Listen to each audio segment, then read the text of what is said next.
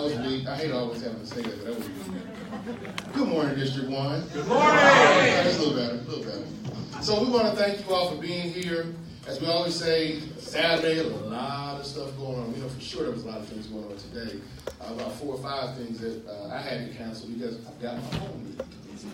And a huge expungement fair that's taking place down the road that we'll have you guys be aware of, because a lot of people would be able to benefit from that. We'll give you a preview of that a little bit later in the presentation. My allergies are kind of bugging me today, so please bear with me. But I'm glad I'm here. Thank you. I'm here. Yeah, thank you. You all being here. Now, how many of you ever been to this place before? Raise your hand. Newbies. I love that. So this is why we always move our District 1 meetings around the district, because we love to introduce the community to places that you would have never known about. So we have businesses that you probably have never heard about, but we have them in our neighborhoods. They could have chosen to go anywhere, but they chose in District 1. And so we always want to honor that, but also make sure that we patronize these businesses as well. This also is technically a business too. This is a bank hall. It's pretty cool. Didn't even know this was right here in the neighborhood. I didn't even know this was in the neighborhood. Thankful to Reggie, he went around and scoped it out and found it, but we wouldn't be able to find this location if this location didn't exist and it wasn't founded by an individual who put it together. And I would like to bring forward Mr. Charles Jeff Hayes. Jeff Hayes. I told you, bear with me. Got medicine here. I'm working through it. So this is the Charles J. Edison Center. Say it with me. Charles J. Edison Center. And this is Jeff Hayes. Say Jeff Hayes. All right, Jeff Hayes. Good morning, all. I'm just going to speak on behalf of the center, Charles J. Edison Center, which is named after our former pastor. We are part of the Word of Truth Church, which is actually in Southwest Detroit on 4914 Lovett. But we have both buildings that we provide a banquet room. The banquet room you see here, we could probably get maybe up to 250 people. The one next door, right now, PAL is occupying it, but the banquet room is still available. You can get maybe about 100, 110 people in there, but we offer those for banquets, for baby showers, for any events that you have, even meetings that you guys may have in the area. Feel free to give us a call. So that's pretty much the gist of what I have to say.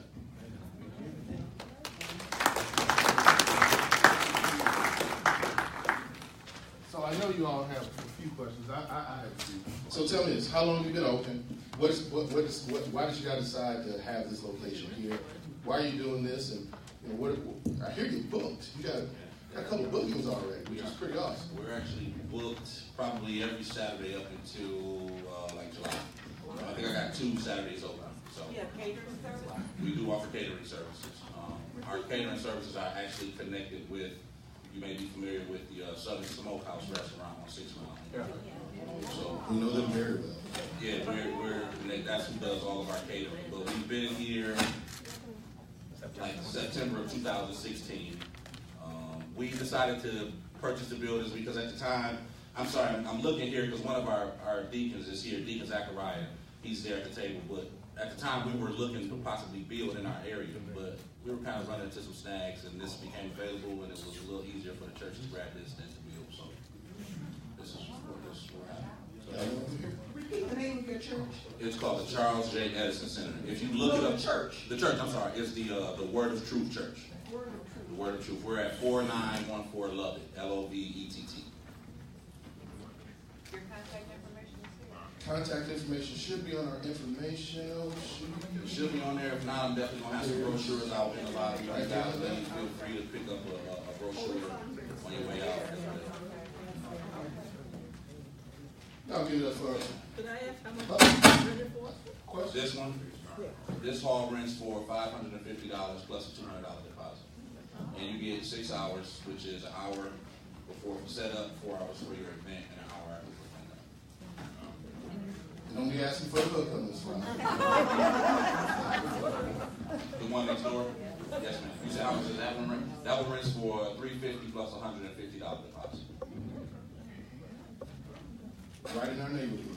Yeah. And we thank you for that, because there's nothing worse than trying to put something together and have to go all the way out to Southfield, Birmingham, Troy, Royal Oak, Rochester. We're glad to provide a service. We've connected with Harvest Christian next door. Lee's here from Harvest Christian, and we're not just here to try to make money. We're here to be part of the community, man. So we were when Reggie came, we were glad to buy without question. We said by all means, come have me.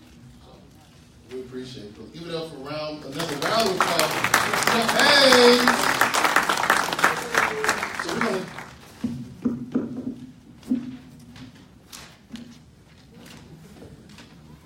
we're gonna keep with the local theme, and we have. So how many married folks in the house? Okay, married, or have been married. How many women were wives? Raise your hand. Wives. Okay, so you know how challenging it was to find that perfect dress. When is that time? So March, is it March or February, Reggie? February, this month is National Wedding Month. Go figure, right? I know there's a lot of weddings happening in March and in February, but I guess this is when you plan it for the warmer months. It's a good month. It's my birthday. It's Tom's birthday month. Next Wednesday. We'll give you a happy birthday before we get out of here. But the beautiful thing is we have actually a bridal shop right here in District 1. And most of you didn't even know that, did you? I didn't know it either. Right on Grand River. So I'd like to bring forward Miss Lori Connerly with Leanne's Luxury Bridal Boutique. Y'all give her a round of applause. We have a video we want to show, but before we show, we just want to ask you a few questions. First of all, how long have you been doing this? I worked in bridal for about 4 to 5 years. I got in bridal when I was away at college, and then I just opened in September 23rd. So still brand new. So we need you to support something brand new in our district. So before we go any further, we're going to let you, we're going to take a look at the video, and then the mic's going to be yours up there. All right.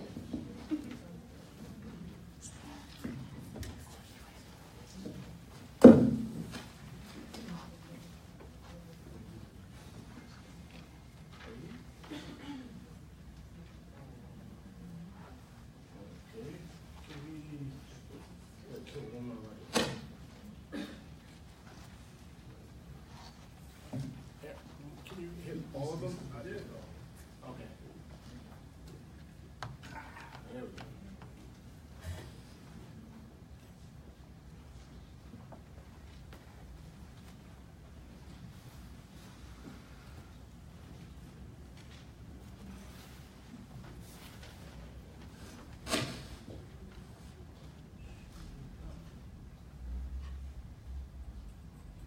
Okay.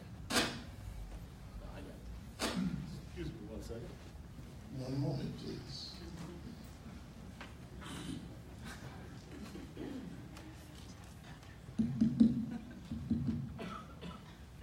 How about the distance? Austin, here, right? I know. Go ahead and sing for me.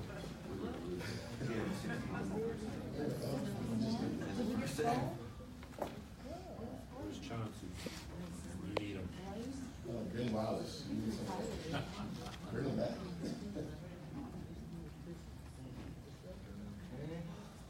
Apologize about this, people. You know what we're going to do is hit the lights. We're going to get the presentation. We'll show the video out.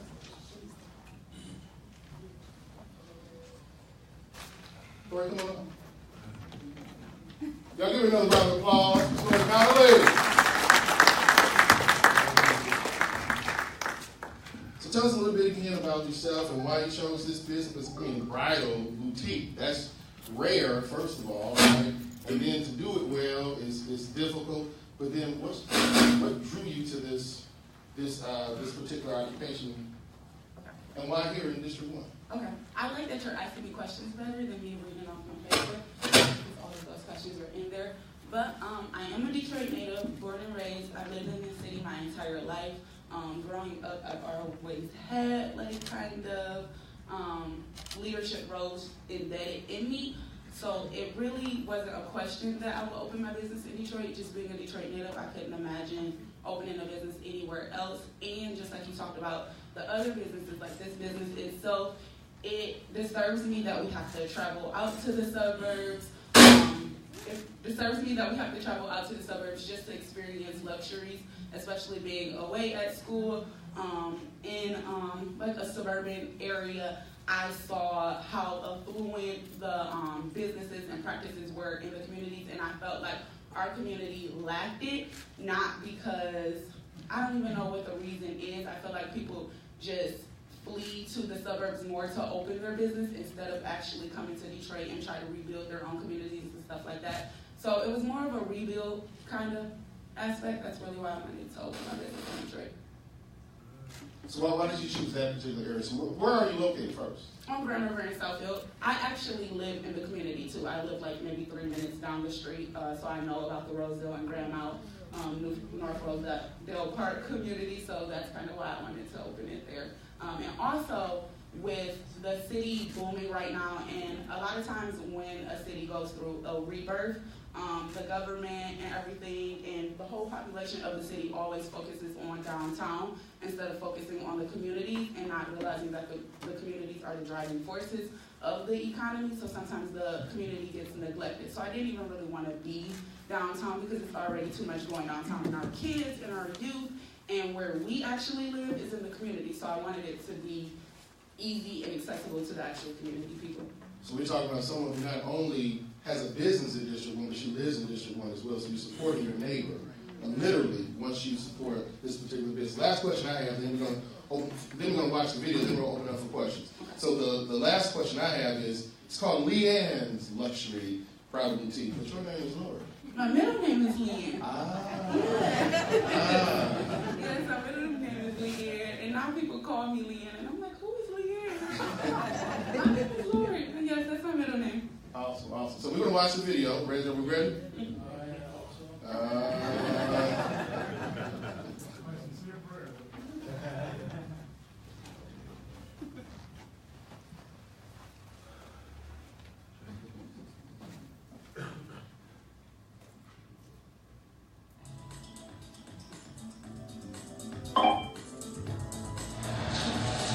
Welcome to Leanne's Luxury Bridal Boutique. Come on in. My favorite part about the bridal industry is the transformation of the bride, honestly. Throughout my years of experience, of course, I've run into some dresses that I didn't think that I liked on the hanger, but when you see it on the right bride, it absolutely turns into a gorgeous dress, and you can honestly tell that it's her dress. We try to create an atmosphere that is the most comfortable experience for the bride possible. The wedding day, honestly, is one of the biggest experiences of a woman's life and a man's life. The wedding dress is probably the biggest part of the wedding. It sets the tone for the wedding. It sets the theme for the wedding. It tells the story of the wedding. It also has to tell the story of the bride. So during our consultations, we really try to get a feel for the bride, get a feel for her personality, to make sure that that personality and all of her characteristics translate through the dress. We also offer a lot of customization options in store so we can really turn your dream dress into a dream reality.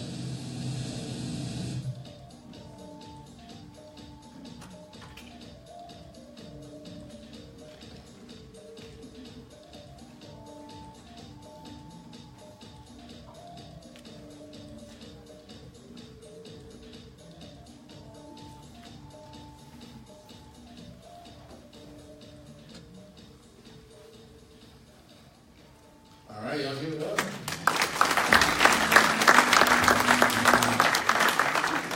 Miss Lori, Leanne, Connolly, like yours again. Yeah. It's Riggs. So, again, you chose District 1. You live in the neighborhood. You chose the neighborhood because you didn't want to go downtown. How's the reception been thus far from the community? From the community, it's been great. All my brothers and sisters come to the shop. I get so much support from the brides and their moms and word of mouth, churches, everything. I love it. I mean, we're still not even 6 months old, so I mean, every day is a new day, learning experience, all that stuff, but I wouldn't change it for the world. Got one over here. So what has been your greatest challenge and your greatest accomplishment by opening a business? Great question. The biggest challenge, I I would say patience, but not really, because I've been praying on patience for a long time, so I kind of got a hold on it a little bit more. But honestly, it's really, you have hard days, like super duper duper hard days, but the biggest, like, the good part about it is like the breakthrough moments, even the little tiniest breakthrough, where you're like, glory to the God. So, yeah, that little stuff. Someone over here? Did you apply for, like, say, Motor City Match for any funding? Let me tell you what happened. So, I, steadfast like I am, I opened my business and then tried to apply for Motor City Match when I should have did it before I opened my business, because then it would save me money. So now it's like I already spent all my money making the, well, not all my money, but I spent my money making the ends what it is. And the Motor City Match program is more so to, like, you know, build your business and stuff from the ground up, but mine is already done. So Have one over here. Congratulations on your business. thank you. Being a mom, and looking at your pictures of your beautiful gowns, most of the bridal shops where moms go look for their daughters' prom dresses. That was prom on there. Okay, prom dresses. You will cater also prom dresses? Yep, when I first started out, I only wanted to do bridal and bridal only just because of the hassle of all the different types of people, but I have branched out to prom and special occasion right now. Yeah. So what are some of the, I think I came across it right here. What are some of the types of dresses and designers that you have? Because I think We that's, only carry Leanne's, so it's exclusively Leanne's. I partner with one manufacturer. I don't carry any other. you gotta say that. Come on, I say it again. Say it. Give us a little bit more about that. We only carry Leanne's, so I partner with just one manufacturer. We make the dresses, cut to order. You try on the samples in the store. We measure you. You order your brand new gown. That's for, because we have bridesmaids, special occasion, prom, and then the bridal. Reggie just asked me to ask you about Detroit Girls Getting Married. Okay, so Detroit Girls Getting Married is a branch off of Leanne's.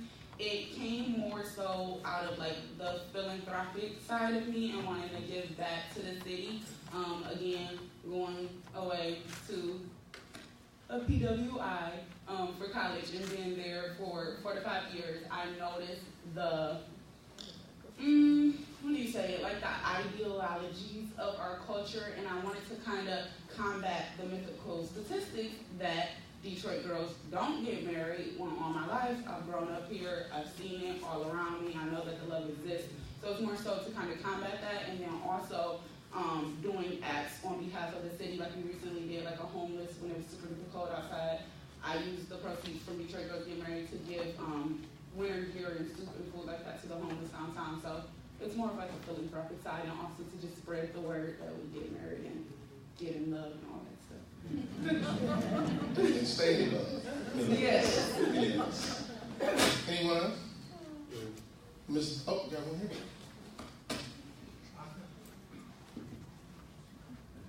What was the permitting and process and the license processing like? Honestly, it wasn't that difficult because of the city. That's what I told my mom and stuff at the beginning, like calling all the different buildings and offices and stuff like that. They were really happy to help me, like new business opening in Detroit and all that stuff. I mean, it was a little costly, but the city was very helpful behind that. So, and my property managers were helpful in helping me get all my inspections and stuff like that. So. You all give it up for Lori Leanne Holiday. Where you located on site? I actually, just because I have an appointment, it's Saturday. Oh, you understand. This is business. That's why we put you early. So again, just before you leave, give us again how to get in touch with you. We have it on the document, but now's the best time to sell it. Yes, okay, so you can visit our website at Leanne'sLuxuryBridal.com. You can find us on Facebook, search Leanne's Luxury Bridal. Instagram, Leanne's Luxury Bridal. Really simple. Visit the shop anytime. I'm always there. It's me and my mom. Or call me. Or you can also find her on discoverd1.com. Yes. Advertised by him. Great job. Thank you. So Laura, she just mentioned that cold spell that we had. I remember what it was like. On our last satellite hours, we actually had the director of DPW come and talk about some of the things that we were doing from the city of Detroit standpoint as it relates to changes in the way we remove snow. You remember it was kind of difficult going down that one little pathway. It's been difficult for a number of years. But many of us don't remember, we really just started snow plowing in the city of Detroit in 1999. So now the level of expectation is increasing, as it should, right? We are now transforming all these different things. We've got to now start transforming the way we think about our neighborhoods as well. I'm glad that the department has decided to do that. In addition to transforming the way that we are doing the snow in the streets, we also have a individual that many of you probably know. She's worked in the district for a number of years, also lives in the district as well. Ms. Chelsea Neville. She's joined the city of Detroit, and she's going to talk about a volunteer program that is very needed. Is going to be, I believe, a very huge benefit for folks in the city of Detroit. Chelsea Neville, y'all give it up for her. Hi, everyone. Thank you, Councilman Tate, for having me here today. So, as you said, my name is Chelsea Neville. I am a District 1 resident and have worked in the district for many years, and I just accepted a new position as the volunteer coordinator for the city of Detroit. So, about my first week on the job, we had that historic snowfall. And last year we started a program called Serve Detroit Snow Team. And so one of my first tasks when I was at the city was to get that started for this year. So what it is volunteers sign up to help a senior or to help someone who is disabled remove snow from their driveway, sidewalk, walkway. So this year we were able to help just under 50 seniors in a very short amount of time. So that was really wonderful. So we pair people up by geographic location. So if you're in 48219, we find a senior who's also in 48219, and we ask you to go over there and assist. So it's been a really great program. This is only the second year that we've done it. However, after we launched it last year, we had no snow. So really, this was the first time we got to test it out. And so I think it was a really great success, and we hope to keep growing the program, get more volunteers signed up, get more seniors registered for help. So if you are in need, or if you know someone in need on your block, my contact information is on the sheet. We're only doing it for the really large snow events where you feel like you're snowed in, you can't get your car out of your driveway, you got plowed in, things of that nature. So when the city trucks go out to do residential, 6 inches or more, that's when we implement the volunteers to go out as well. Any questions? No questions? Really? This is such a thorough job. So if you will, just talk about your position as a whole. Yeah. I mean, I hadn't heard about it before until you came on board. Yeah. So talk about your position. So the city of Detroit has a Serve Detroit initiative. It's about encouraging service and volunteerism in the city. So connecting community groups with neighborhood organizations or block clubs, things of that nature. So if your group has a cleanup or an event coming up this summer and you need more support, you can reach out to me and I can try to get our corporate partners, Quicken, General Motors, Ford, Chrysler, all of the big players that we have that have volunteer service days to the neighborhoods, to the communities, to ensure that we're supporting the work that's already being done. Because you guys do a whole lot and sometimes you just need some extra hands. So if you do have an event that you're planning for the spring or summer, whether it's a cleanup or beautification, you can reach out to me if you need extra assistance and volunteers, and I can try to get you paired with the correct people. So now we know we have the Department of Neighborhoods, we have the district manager. We want to give a shout out to the deputy district manager, Latrice McClendon. Y'all give it up, give it up. Right here. And we always have to give a shout out to our MPOs, Detroit Police Department, Detroit's finest second precinct. Y'all give it up. Again, y'all give it up louder than that. I've had a tough time. You know, a tough time having a tough time as late. Yeah, so my phone number is 224-9008. And my email is Neblett, N-E-B as in boy, L-E-T-T, C for Chelsea, at DetroitMI.gov. Chelsea, can you repeat that number? Yes, absolutely. It's 9008. And that is my desk number, and I am really great about returning phone calls and emails. So again, how do you all work with the Department of Neighborhoods? Yeah. District So manager? I'm in the Department of Neighborhoods. That is where my job exists. So I work closely with all of the district managers across the city. So a lot of times, for instance, Stephanie or Latrice will say, hey, O'Hare Park Association is doing this thing, and they need 15 extra people, and I can say, okay, let me, get GM Cares group out. Sometimes if you reach out to me, I'll make sure that Latrice and Stephanie are plugged in. So it's a group effort. We work together as a team to ensure that we're supporting our residents. All right, got one here. Do you use students? Because sometimes students, to build a resume, will you have a part of the program where you use students to help out? Yeah, absolutely. So one of the first groups that reached out to us was a student group from Wayne State. So they're going to be helping in District 3 in March. So yeah, students, corporations, nonprofits, faith-based organizations, anyone who's willing to volunteer, and anyone who needs volunteers, right? So my goal in life is to connect, and to connect people in positive ways. All right, anyone else? Then y'all give it up for Chelsea Neville. Thanks, everybody. Department of Neighborhoods. So, some of you may have heard about these switch mics.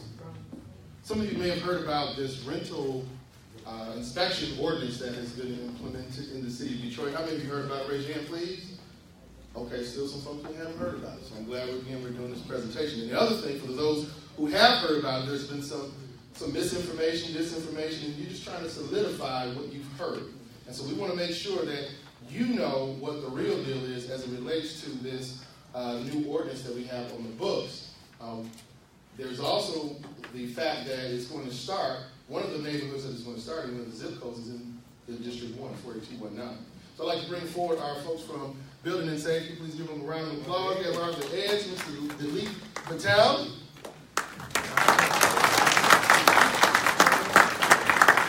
I'm going to give you some information about this new rental property ordinance that we have in place. Sherry? Good morning, everyone. Good morning. My name is Arthur Edge. We're here from Building Safety Engineering, Environmental Department, and we're here to give you as much information on this new ordinance. The new ordinance is Chapter 9. The rental ordinance is what required landlords to do to have their properties in compliance. This ordinance not only helps the landlord, but it helps the tenants too, so that they are in a property that is up to code, in compliance, and safe for their families to live in. And it also helps the landlord because he has documentation that his property is up to code.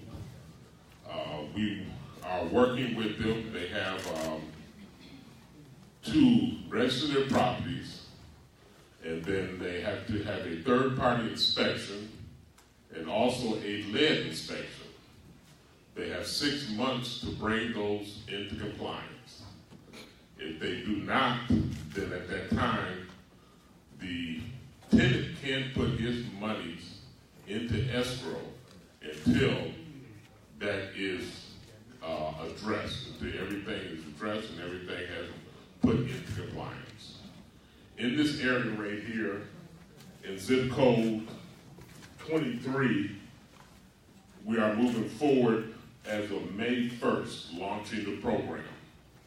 In 19, it will be June 1st. By August 1st, they have to have their property registered, and then by November 1st, they have to have their property into compliance. And then for the other one in 19, starting on June 1st, 3 months after June 1st, which is September 1st, they have to have their property registered.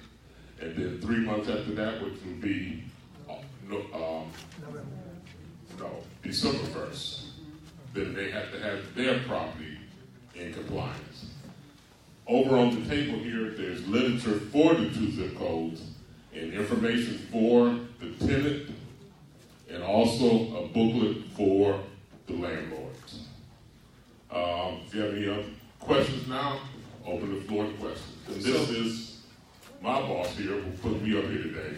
My specialty is dangerous buildings demolition. That's what I specialize in. But I'm here to get this information out today. So what we'll do is we're gonna mic going around. Okay. Good morning. It's nice to see you in person. I see you on council. That deep voice, Mr. Ed. Can you repeat what you first started off? Lead inspection, something, the things that you're looking for? Yes, they have to register the property. There's a third-party inspection. When the landlord registers the property, you get a list of contractors that come out and inspect the properties. Then they give him a report of what needs to be done to the property to bring it up to code. And anything that requires permits, then they have to come to our Department of Building Safety to get those necessary permits. Also, the landlord has to have a lead inspection. And once he gets that report, if there are any violations as far as lead, he has to bring that into compliance in order to get his certificate of compliance. So, Mr. Edge, if I'm a tenant and I'm going through these issues with my landlord, maybe a little afraid to report them because you may kick me out. Is there anything in the ordinance that provides any protection for that particular individual? 1 second. Good morning. Good morning. Yes, Councilman Tate, and that's what we amend this ordinance, that the rental, if the landlord cannot bring it up to the code within the time frame, the rental has right to put the rent in escrow. So that way they would not come under attack to evict the right way by the law. So yeah, it is. So the ordinance, as I recall, it indicates that you cannot evict someone while their rent is in escrow, while they're going through this process. Yeah, that's correct. Okay. Okay, and I think that another add to that question, as far as the tenant reporting, we are going out, and if it is not owner occupied, then we are letting those owners know that their property needs to be inspected. So the tenant doesn't have to have the fear of reporting this also. That may answer your question also. Thank you. Hello, I have a question. Are these inspections for just residential properties or commercial properties as well? Residential. Okay, thank you. No, I just want to know, would all this be done before the rental or the tenant takes occupancy of the residential property? All this should be done previous to them taking occupancy, is that correct? Well, this goes for occupied, the rental properties that are currently being rented. They have to be brought up to code. And then if this is a new property, yes, he should have his property up to code. Before they take occupancy, okay. Yes. This is a shout out and a thank you. I called Stephanie Young. I come to talk to you about it. Property across the street from me. They finally got the awning up off the front yard. But that awning sat there for about a couple of months. I don't understand why that awning sat there for 2 months, other than the fact of probably the person who was renting didn't call and let the owner know it was there. But it was picked up this morning, and I thank you for it. You're welcome. Good job. I have a question. The tenant is already in the house, and they go through the process of getting up to code. And after that last period that you said they have to have it done, and if it's not done, then what? If it is not completed, then that's when the tenant can put their money into escrow, so that in case they want to find a new home or a new location, then they have their funds to do that. What you're saying is that it's already in escrow at this point. Oh, it's already in escrow? Yeah. How do we make sure that it gets repaired? Or do they, so they don't end up just staying in a place that's potentially slow? Yeah, so once their time, the period expires, that time the department violation kick in. And then from there, it ticketings, and from having the DAH ticketing, if that don't bring the results, then we take it to 36th District Court and have the misdemeanor charges on the land. So the landlord will not be receiving, it sounds like the landlord is not going to be receiving any rent because it's going to be an escrow. In addition to that, the department will go out and provide fines to that particular individual that will continue up until the point if they're not paying it, they would have to go to, potentially sent to the Department of Administrative Hearings, correct? Or 36th District Court. Then after that, 36th District Court, and then misdemeanor violations against the landlord. So I know that's on the books and on the records as could happen. Is that the direction that we're looking at from the city standpoint to do just that and escalate it? No, we're trying to do everything to bring everything to compliance with the landlord and the tenants. Thank you. There's a couple questions on the landlord side. The third-party inspections, does that have to happen through the city's list of inspectors, or can they get their own? Yeah, third-party inspections companies are pre-qualified by the city of Detroit. If you go on a website, www.detroitmi.go/renter, and that will provide you a lot of information about the renter, how to register, how you apply for your rental third-party inspection, and it's a lot of the code information. Also, it's gonna be the going forward. It's gonna come for the escrow information, how you can put your rent in escrow. So that's the website gonna provide you a lot of information. Yeah, one more over here. Before we go there, what are we doing to advertise this to the average Detroiter, the renters? What effort is being made to promote this new ordinance? Like we are doing right now, what we do, we are attending a lot of community meetings, reaching out to the community, citizens, landlord. Also, we have the mailing. So on this, when zip code goes live, prior to that, we're gonna mail our literature, our instruction and requirement by mail, each and every household. Also, we're gonna mail it to landlord.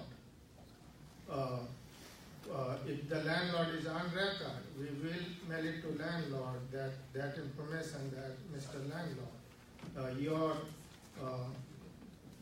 your property is about to enforce for this new ordinance, and you got to comply within this time frame. So we putting also website. Also, we have the Facebook is live on there too about the rental ordinance. Any public service announcements, PSAs? PSAs we are trying to put on channel 10. They are working on putting on that, which one also covered the city council. So we are putting that effort on that. Similar to the last question, I was wondering with the lead inspection, is there a list of certified lead inspectors, or can it be done by any firm that's certified through the EPA, or how are you guys running that? Yes, you can, as long as they're a certified lead inspector, they give you a report, and then also the people that do the abatement of the lead, they have to be certified to do that. By the city? State. Got one over here? I have a statement and a question. A lot of the people that rent are living right on the edge. And if they choose to not stay there because the landlord isn't bringing it up to code, it has to be very easy for them to get their money. I mean, somebody has to be in there advocating for them. They can't go through 36th District Court and all kinds of things. They need to get out with their kids if it's not a good place to live. Plus, there's the water issue. And I believe that a lot of these substandard homes have leaks that tenants aren't aware of. So I think that's something that really needs to be inspected and looked for, because I hear these, these exorbitant bills, and I want to know how you're going to identify these houses, because I know lots of people that have a house in their name and they rent it out to somebody else. So it's going to be really a difficult process, isn't it? And especially with these landlords in China and England and all over the place. How are you gonna, it just seems like a huge task. On that, if it is not owner occupied, then we are considering rental properties. And then once the word gets out, if anybody in their community I'm president of my community, anytime I have issues with rental properties or a sign comes up in my community, then I let my department know that this is a rental property. So that's, again, getting out here in the community, you know what the rental properties are in your community. So if one is missed, then let us know, and we will address it. Have one over here. Okay, to expand on that, what you just said, how do you guys have a list of all the rental properties within that zip code, or what zip code? Because I'm in the 48227, right? So I would like to know what rental properties are in my zip code, because how do we know? We wouldn't know the tale, because if I'm a renter, man, I'm only probably paying $500 a month. I'm not gonna go tell him myself, because he'll try to put me out, right? So how will we know as community leaders, block club presidents, if there's something going on with a house? How do we know unless you guys should have a list, right? And can we get a hold to that list pertaining to our zip codes? So if there is something going on to protect some of the tenants that's not in the know, then we can help them out. Does district want to go all the way down to your area? Just messing with you. I know him personally. All right. Yeah, we're going around, and as the word gets out, more and more, like I said, community knowing, you know what the rental properties are in your area. And again, I know a lot of tenants are fearful because the rent that they're paying may be all that they can afford. Some of the landlords have called and said that they're going to be going up on their rent because of this ordinance. But that the repairs they had to do, but one called me about a week ago telling me that I got to put a roof on the house. I said, well, the roof just didn't go bad yesterday. So you knew that you had to do those repairs.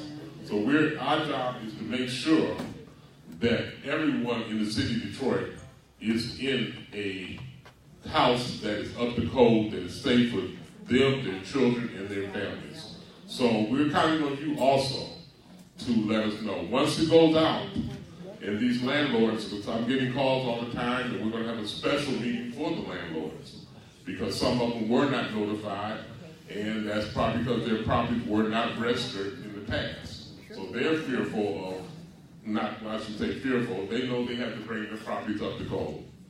And once it gets out, we're going to be enforcing it all over the city. So here's what we've got to keep in mind. It's not just rental properties we want to be up to code. It's also homeowner-occupied properties as well. And so as a community, as neighbors, we have an obligation. We're supposed to be going out and getting to know our neighbors anyway, not just for this particular rental ordinance, this rental inspection ordinance. So we have to, as a community, support our neighbors. We got to know them first. So whether they're a rental property or as a homeowner-occupied property, we still should be getting to know our neighbor. And then if there's some issues, regardless of if it's rental or homeowner-occupied, we need to let the department know, period. And I think there's also a stigma we've got to be careful about sending out lists of rental properties. There's a stigma. I don't care what people want to say. We may have good hearts, and I know, Brian, you got a great heart. And I know what you're going for. But there's a lot of people who stigmatize individuals who are renters. And so we have to be careful about just sending out information that will potentially do the opposite for those individuals who want to prey upon them, stigmatize them, and treat them lower than they shall. Very true, Councilman. As I stated, I'm president of my community in Far West Detroit Civic Association, and I have 1,300 homes in my community. And I get all the calls about this renter here, this renter there. But in some cases, the renters are taking better care of their property than the homeowners.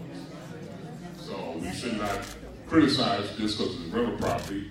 That's what, at the time, that's what they're choosing. The main thing is everything is up to code. Yes, I live in 48227, and I've called building and maintenance quite a few times over 2 homes that I'm in between. And one of them is a legal renter, and I had the city inspector came out last year, and it was on the list for a dangerous building because the violations have not been brought up to code. They have tenants back in this home right now as we speak because the shingles on one side of the home had birds going in the shingles since 2003. So I know it's also an environmental issue with bird waste. But they have tenants in this home right now. The other property on the other side of me, it's been a consistent problem with the roofing. It's been a roof problem. The shingles are flying off, and they are asbestos shingles. And I have an organic garden, and I've been trying to call the city. I've made reports on them. And the original homeowner just moved out in December. The maintenance company wouldn't tell me who owned the property, and they have people living in this home right now with enormous violations on this property. And I'm stuck in between what to do because it's messing up my home, and I'm getting their shingles. You don't have to go any farther. Give me those addresses, and I'll address them first thing Monday. Thank you. And that's for anybody else. I see a lot of hands going. If you have individual projects or properties, Mr. Edge will be here and get that information from you. Good morning. When are you going to start on the zip codes that you didn't call out? We don't. The plan was that we want to concentrate on small area, from the zip code. Before we were looking at the district. The district is too large to control, right? So we came up on a zip code, smaller area, so we can concentrate and roll out this program. So as we go, right now we have selected 6 zip codes, and then after that, once that going good, then we're gonna keep adding those. So it's coming. We're gonna add it. Zip code. All right, zip codes right now that are, again, as I stated, 48219 and 48223 will be added in the next coming months. But right now we're working at 48210, 48209, then on the east side, 48224 and 48215. And then at each month we will be adding zip codes. Each month. Yes, and again, we only, everybody with the amount of people that are doing inspections, the amount of people that are doing the lead inspections and repairs. We had a job fair, not a job fair, a contractor fair about 2 weeks ago. With all this work going on, it's going to be a shortage of people that are able to do this in a timely manner. So I can't have this landlord forcing him to bring his in compliance at the same time this over here in this other area, and we don't have enough contractors to do the inspections or do the work. So we're trying to be fair on that end too. So we're adding a couple of zip codes every month. Come over here. So I understand this is a new program, but looking at it, just like the lady said, from the standpoint of all of the people involved, not only people who are residential, who have a vested interest, you have your own home and you're trying to keep it up. I guess my question is this: how is this information going to be assimilated to us? Is there going to be a website where we can find that this particular address is under compliance, what stage they're in, and the time frame? And then for the tenant, like she said, some people, they're living in a place only because they have to. So when they start putting their money in escrow, and you take it, and you have to go through a 36th district court, that's a time frame. They may not have that time frame. So is that going to be spelled out to them and explained and done in a timely manner? So that's just the total assimilation of I think it's a good project or a good program, but getting people to understand how it works, I see it as a problem, and I just wanted to know how you handled that. Yes, we got, as I said, the Detroit mi.gov/rental gonna have plenty of information. It's gonna be live, interactive map on that. So you can put the address and it will give you the schedule for the inspection, when it's supposed to be, when it's going live. Also, going in the future, we are planning to also tie that whether that particular property has been approved for that inspection. So that way, rental or neighbor can see that. As far getting the escrow, and you mentioned that you have to go to 36 District Court, the tenant does not have to go to the 36 District Court. That for the enforcement from the city side to take the landlord, which one is keep failing to comply city ordinance, that's what the 36 District Court come in picture. So no, the tenant does not have to go to 36 District Court. So the tenant's responsibility is to contact the city, and the city will take it from there. Yes. Okay, hi everybody. I'm LaSharice, the Deputy District Manager. I just want to point out, as it's rolling out in our neighborhood, you guys know Stephanie Young as well, we will be hosting some community meetings in District 1 to explain the process, hosting meetings for renters as well as landlords to get a better understanding of the event and where they can register their properties or talk about how to put their money in escrow. So as we're rolling out the zip code, we'll make sure that you guys are getting communication about what the next steps are.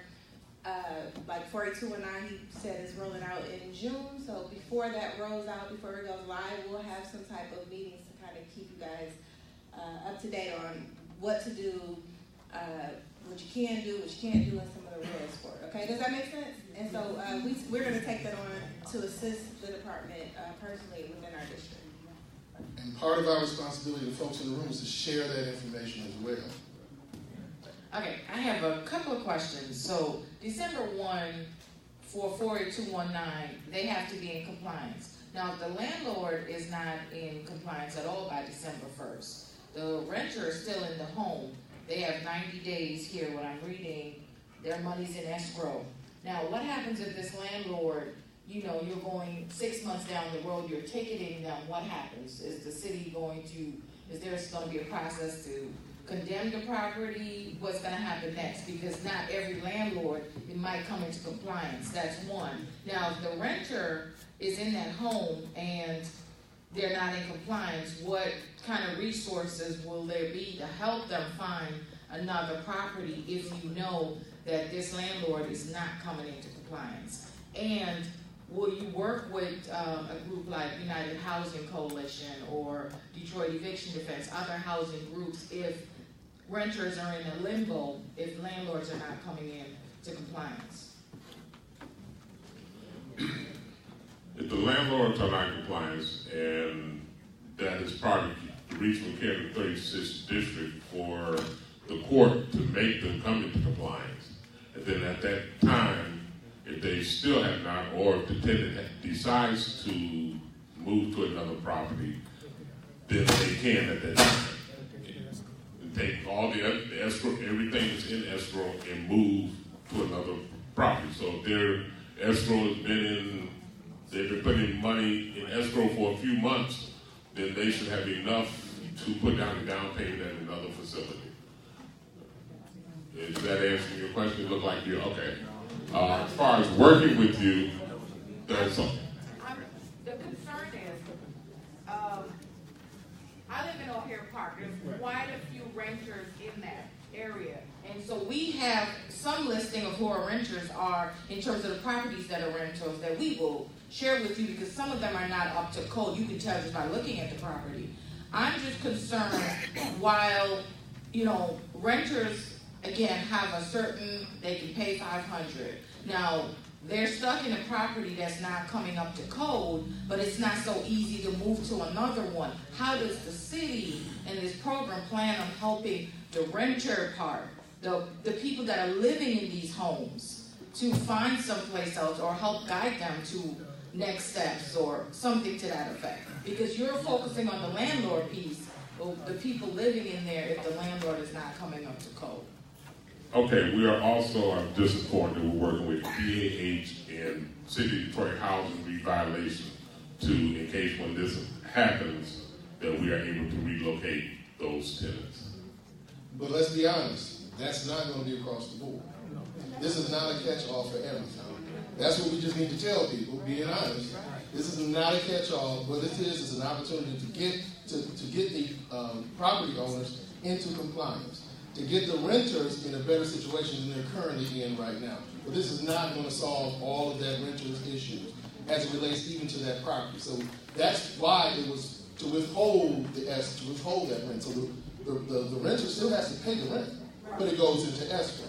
But the property owner does not have an opportunity to obtain that rent until it is cleared by the courts or by the department. So now you end up having someone living in their property, quote unquote, for free. So that is the impetus to get them to start moving and doing something on that particular property.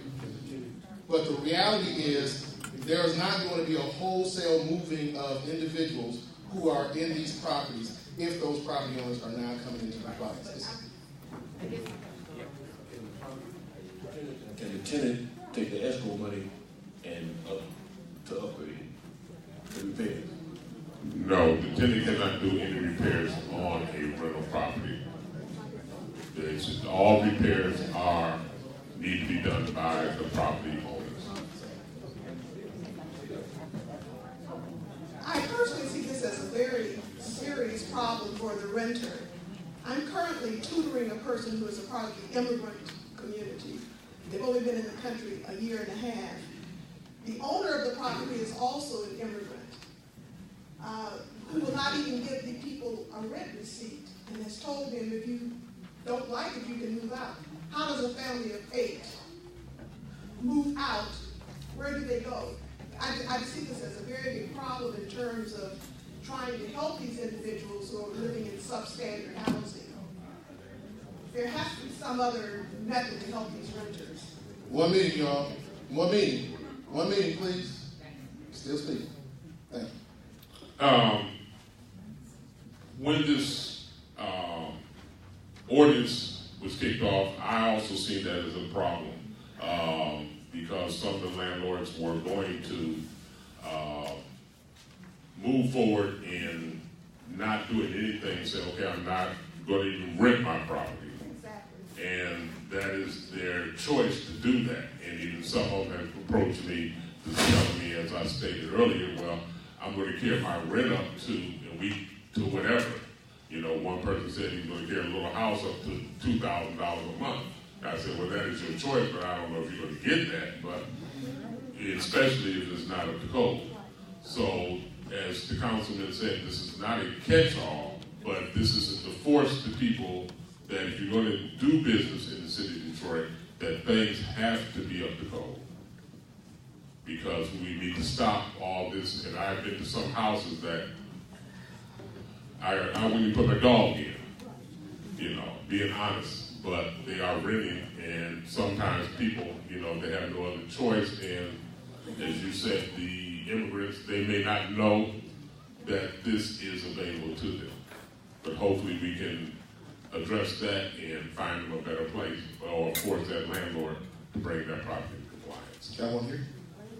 Is there any plan for there to be price controls for people who come into compliance and then dramatically raise their rent? We have no control over the rent price. State law prohibits it, unfortunately. And we're looking to try to change the rent control issue, but that's state law that prohibits us to do it. It's a big problem. We agree. A lot of what's going on around the city of Detroit, we have to change state law. Oh, wow. Okay, thank you. I have a couple of quick questions, and it might be answered on here, so forgive me. How long are the certificate of occupancies good for? And secondly, if the tenant has placed their money into escrow and they're looking for additional housing, is there some paperwork that they can have to show to future landlords that will alleviate them being disqualified because they might have an eviction, or how is that written so the tenant isn't punished and looking for another houses, because some landlords say you can't have any evictions or credit issues or whatever. So how can that tenant that's now been a victim carry over paperwork that takes the accountability off of them, that they didn't do anything wrong? As far as the evictions and the paperwork, we would give them something and they would have that documentation why. And if they're renting anywhere else in the city, or wherever they're renting, that there was under the rental ordinance of why they moved or had to move. And the first question again was what now? How long are Oh, certificate of occupancy. Yeah, the CFC. That is good for 2 to 3 years. Say it one more time. 2 to 3 years.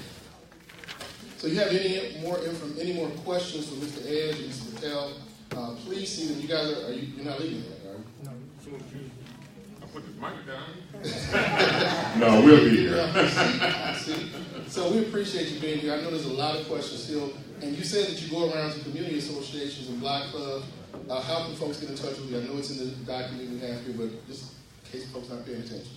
Okay, you can also call our office, 224-3251, if you have a community organization that wants us to attend there, and we're trying to make as many of them, and we like large groups like this so we can get the word out. So. And also say this. I'm sorry, 313-224-3251. Also say this, as a council member, I was one who supported this particular ordinance, so I'm not going to run away from it. What I will say, though, is there are some issues and some concerns that you have that we can do to improve upon it. Please feel free to give me a call, 313-224-1027. There's no such thing as a perfect ordinance. It can always be improved, but we need your help to improve it. All right, 313-224-1027. Give it up for Mr. Patel, Mr. Edge.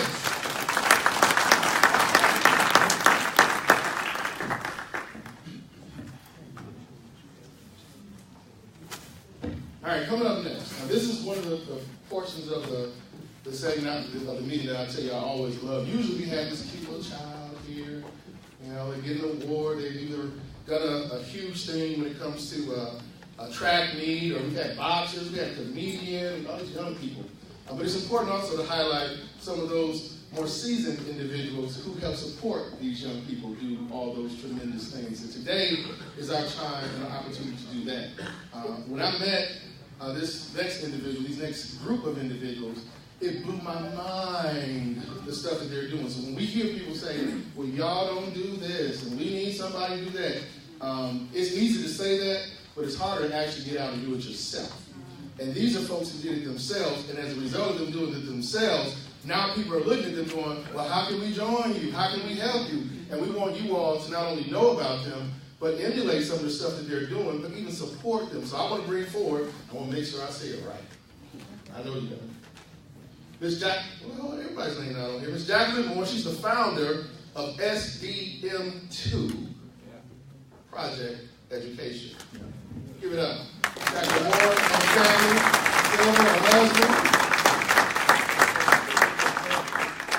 Good morning, So you all live in the neighborhood? Yes. Not too far from here. Real close to here. Real close, stone's throw from here. Yes. So we're going to bring you up for. Reggie, you want to show the video first before we do this? Yeah.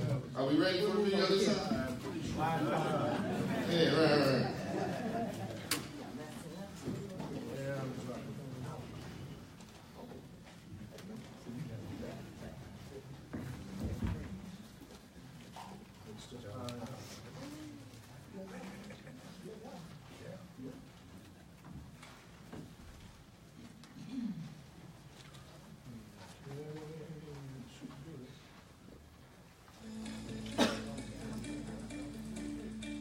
We started about 20 years ago, and it didn't have a name at all.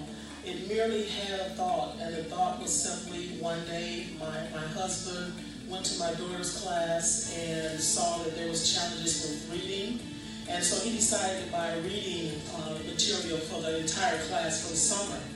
And we just kept going. After that, something just took off, and we began to do different things over the summer. for youth within the neighborhood. So, when we started, it was just outdoor activities. That was our whole focus, to bring kids in, to let them have some fun outdoors in a safe environment. And it just took off. It just took off 1 year after the next, and then we began to add different activities and different programs, or just different things to make them feel good. But the bottom line was we wanted them to have a good school year, and we thought if we could encourage, if we could inspire, if we could motivate them to say, hey, you got some folks in your corner, they would do better. So after a while, we began to have these events to just bring them in, and the whole goal was just to really embrace them, to help them understand their value, to help them understand that they could do so much when they started their school year. It just took off. And so finally we decided we needed to give it a name, and we did. And what we thought of, because we have 2 daughters, and we so wanted their education to be the most that we could provide for them, we named this organization after them, SDM2, Project Education. We have 2 daughters with the same initials, and because we wanted to push them in education, we thought that was the perfect name for this organization. The reason why I'm here at SDM2 is because I want a better future for myself, and I don't want to be dead or in jail, and I want to succeed in what I believe in doing. And here at SDM2, they give me a better education. I meet with people that have the same personality as me, same agendas as me, that want to do the same thing as me. We have an annual back to school event, the 3rd Saturday in August every year. We've been doing it for 20 years. But 3 years ago, something changed. And what happened was we put a banner up, and the banner said, "This is my year." And the whole goal of it was for youth to sign the banner. Not just sign their names to the banner, but we wanted them to sign to say, "This is my year for what? What do you want to accomplish this year?" I've been here since the beginning of the school year, and it's good, a good experience with me. And life-wise, it helps because if you need somebody to talk to about any family problems, any problems, they're here to help. It doesn't matter what type of problems you have, you can just talk at any time, and it doesn't even matter. I really do embrace the concept it takes a village. SDM2 Project Education is definitely part of the village. We're doing our part to impact our space, and we're looking for more opportunities to bring more youth in. That's how we do it.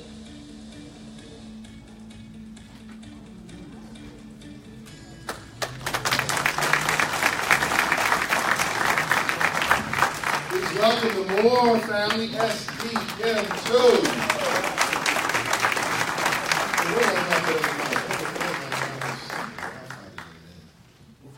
So, tell me, we thank you.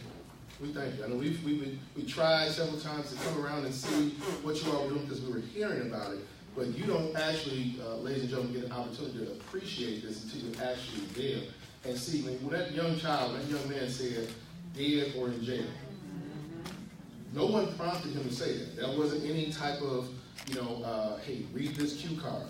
That young man said, I couldn't be dead or in jail. This young lady said, I just need somebody to talk to. That's what many of our young people say. They want someone to talk to so they can release the pressures that they have inside of them. So I won't talk anymore. Give you an opportunity to explain what you're doing, and we just appreciate you and love on you and just really, really thankful to have you here in District 1 in the city of Detroit to help these children. Thank you so much, Councilman Tate. I'll say I'm kind of touched. This is the first time I've seen the video.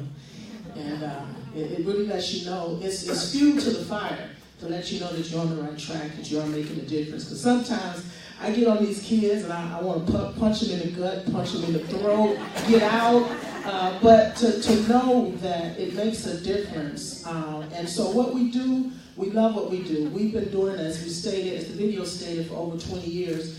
Predominantly as an outdoor recreation site. We have turned our property into an area that we know kids will love. Adults do too. They don't want to leave too when they step on the grounds, but we want a safe environment. And sometimes, driving up and down the street, you got kids playing basketball. They're doing that because that's what they got. But we wanted to put them in a space where they could be in a good environment, to just enjoy themselves, and we have been committed to that for so many years. The banner that they showed, we bought one of the banners because the SDM2 house just came into existence a few years ago.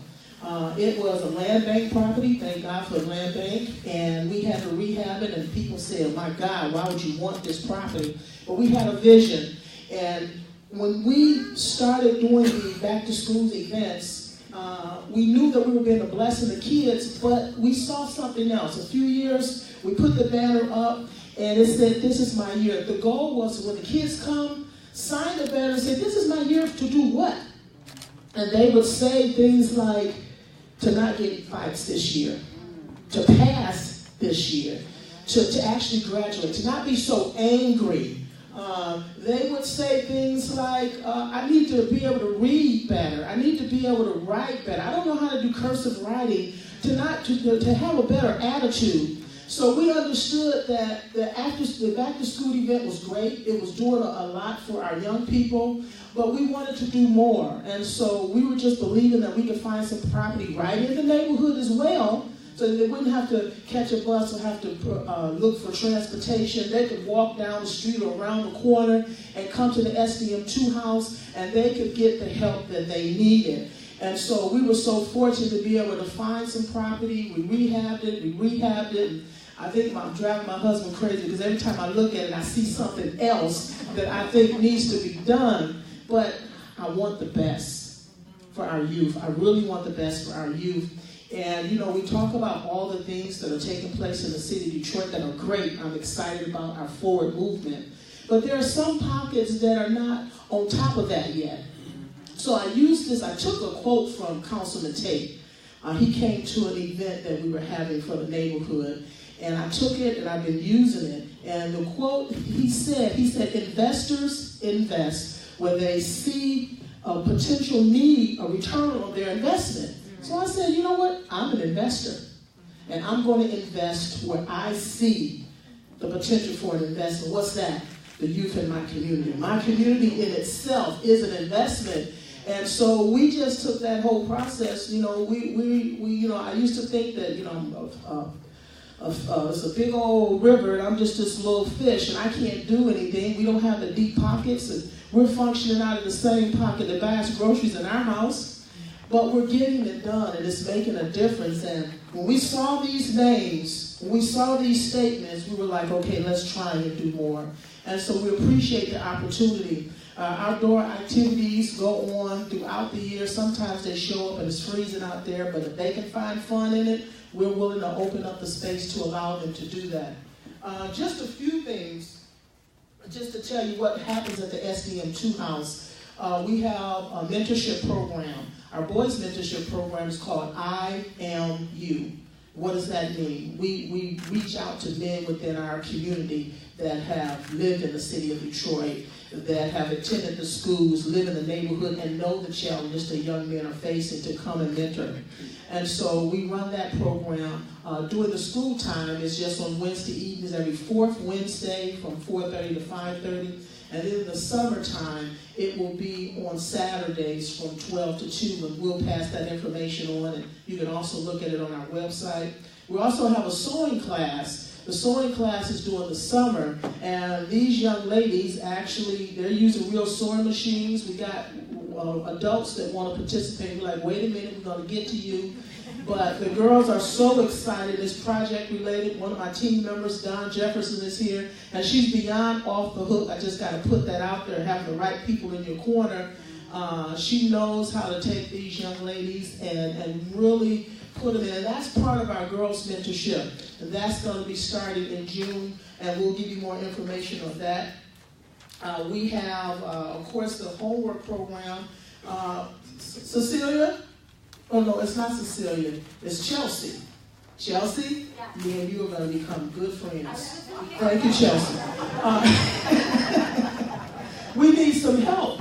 We do need some help because what we're finding, the kids that come for help for homework, we're realizing there's a lot of different things. The teachers, my daughter's an educator, and she's part one of SDM2. My oldest daughter is a graduate of Michigan State. She's homegrown Detroiter. And she's a teacher in one of our schools.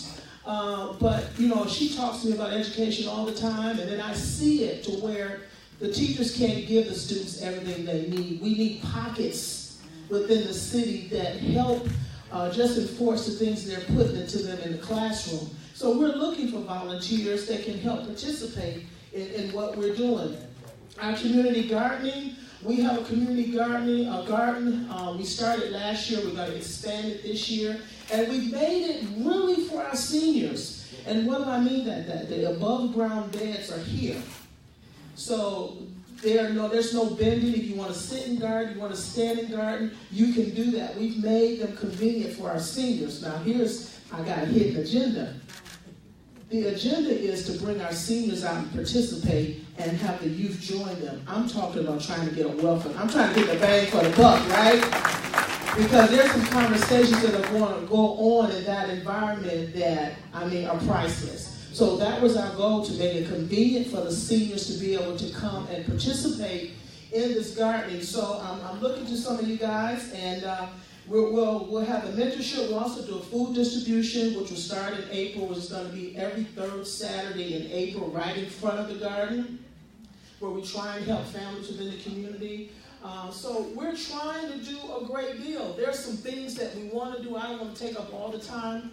A new additive that's coming up is the inner city camp experience for our youth. A lot of our youth have never been camping, but our grounds is a perfect site for a campground. Trust me, it's the perfect site, and all we need is some wonderful people who want to sponsor a tent that holds 6 to 8 people. Keep that in the back of your head, okay? We can talk about it again later. But we want to make sure it's an awesome experience for our youth, so that's something that we're going to be putting together, and that's going to take place this year. Before I turn it over to my teammates, if they want to say, I just want to add, at our back to school event, we always give out book bags, and they are full of school supplies. And we always give out hygiene kits as well. We believe being clean and fresh is a part of a good learning environment. So we brought just a few today. If, with the home stretch of the school year, if you have a child or a grandchild that book bag is not going to make it to June, you already know it. Well, they're low on supplies. We brought a few, and we would love to give them to somebody. So make sure you see us. We want to put them in someone's hands. Anybody on my team want to say something?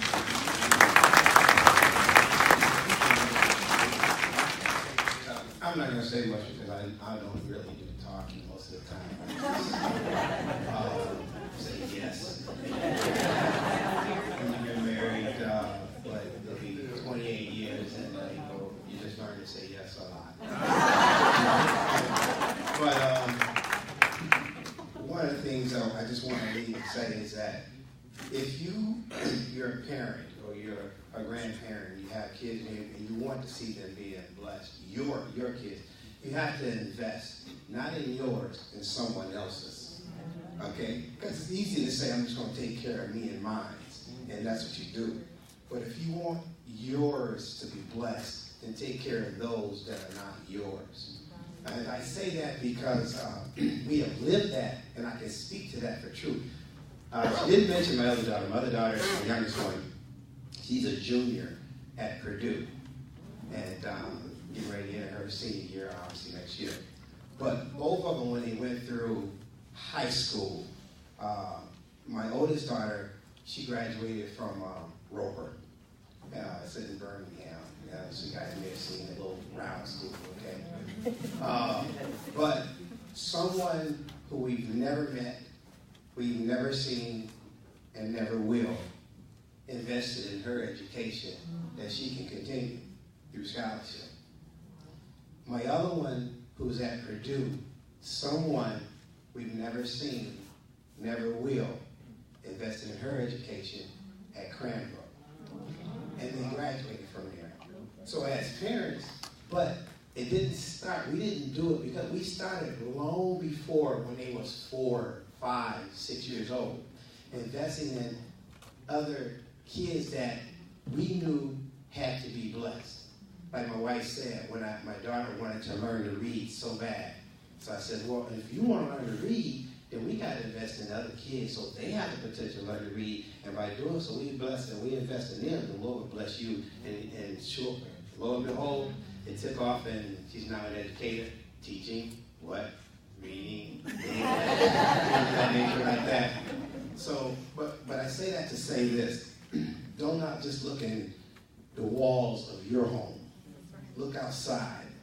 I got it. We see the kids, and it's easy to say he or she's not going to be anything. Well, we don't know that, because he or she may be the one that will turn the community around where you live.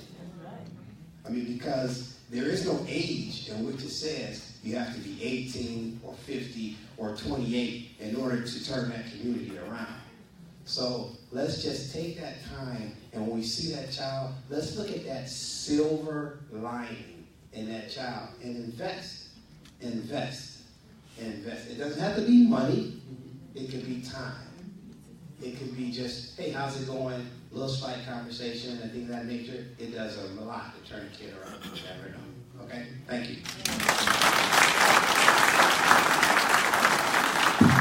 You know we have questions. Do you have 501c3 status? Yes, we do. Yes, we do. You accept donations? Yes, we do. You accept donations? Yes. And you know what? Here's the other thing. Everywhere I go, I keep hearing people say, I want to start a 501c3. I want to start a 501c3.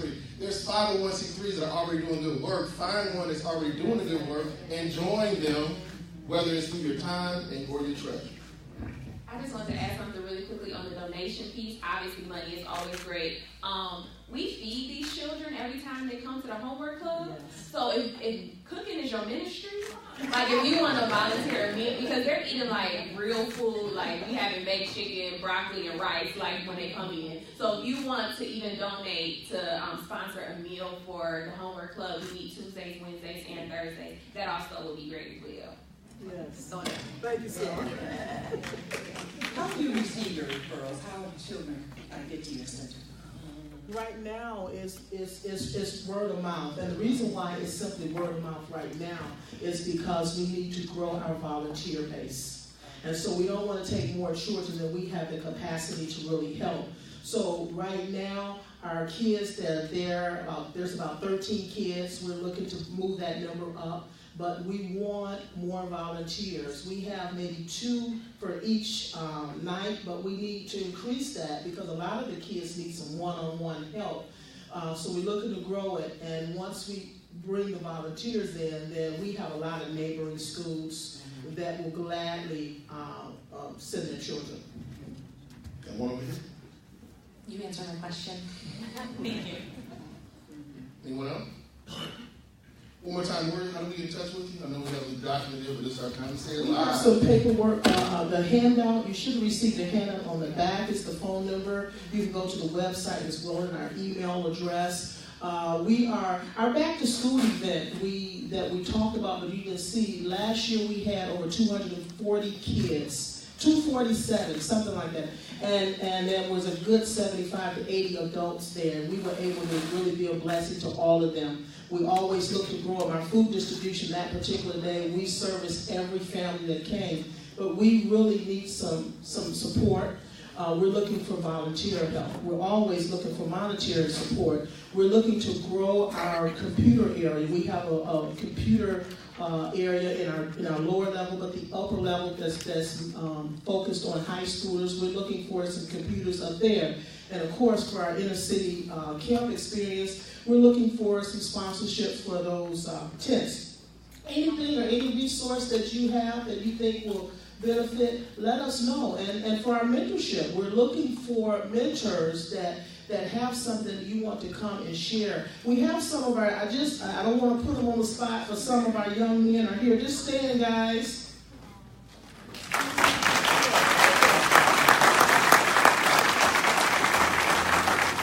I love on them and beat them up. And they keep coming back. And sometimes I tell my husband, I say, yeah, I put it to them. I said, they're not coming back. When I step in there, hey, Miss Jackie, hey, Miss Moore, I'm like, they came back. But I think think they understand the capacity of my heart and what it means, and they recognize it. And I'm just excited to do what we're doing as a family. We're very excited. We're going to get out the way. So, you want to say anything before we close up? As I said, we have the book bags and the hygiene kits. There's 3 of each. If you know of a young person in need, I don't want to leave here with this in my hand. So make sure that we make the connection. Thank you so much. Councilman. You are very welcome. How much would it be for sponsorship of a tent? A tent, I've been pricing, we've brought a few. They run about $70 for that size. About $70 for one that holds 6 to 8 people, runs about $70. That's it. And how much does it cost to feed these kids every year? Oh, now see, I'm the problem. Let me step back because I have started something. Because, you know, I'm just one of those that go over and beyond, so my kids can't have hot dogs every day. I like for them to have a good meal. So like she said, chicken and broccoli, or it might be one they did Jamaican one day. We make sure, because they're coming out of school, and they're with us. And by the time they leave, it's 7 o'clock, a little after 7. A lot of our parents are single moms, working single moms that need the help, so we give them that support. So I would say roughly, if you're talking about 13 kids, and they're predominantly young men right now, we do have some girls, but it's mainly young men that eat like grown men, lumberjacks. You can put a number on that. I'm at Sam's Clubs and GFS quite a bit, trying to buy things in bulk to make sure. I would say each day we're spending about $40 on a meal. If you give them, because they need fruit, they need a vegetable, they need meat, you know, and they need something to drink. And then a snack is good. See, I told you I'm the problem. But anywhere that you think you can fit in, feel free to do that. We appreciate it. We appreciate whatever help that you provide. Thank you so much. Just want to say that you're not the problem. A lot of these kids, that's the only time they actually have what's called a real meal. Every time you go out to these events, I'll say I'm kind of guilty of it as well. You see hot and ready's at the table. You see those hot chips and the little juice drinks that's full of sugar. So you doing that really introduces them to what a real meal is like. So don't stop doing it. We just need to start supporting to help you continue to do that. Thank you again to the Warren family, STM children. Give them another round of applause, ladies and gentlemen. A real D1 for the work that they do. The real spirit of Detroit. Silver and Shannon have the exact same dish. We have 2 daughters. We have 2 daughters, Silver Danielle Moore. Okay. Shannon Delise Moore. Okay. We have 2 daughters, and if we're pushing their education, we thought that their namesake should be what the organization was called. Okay. Thank you. So, moving on to the one of the last agenda items we have here. There's been a number of individuals who've heard about the huge numbers when it comes to influenza epidemic, as well as the hepatitis A epidemic here in the state of Michigan and the city of Detroit. Some of you may have heard about it. Many of you have not, or many of us have not. So what we want to do is make sure that we have an opportunity to educate the community about the challenges that we're having right in our face, and we don't necessarily even see it or know it. So I'd like to bring forward Ms. Kenitra Young, Dr. Kenitra Young. Is there a doctor in the house? With the communicable disease manager of the health department. I get it right. Give another round of applause. I'm going to say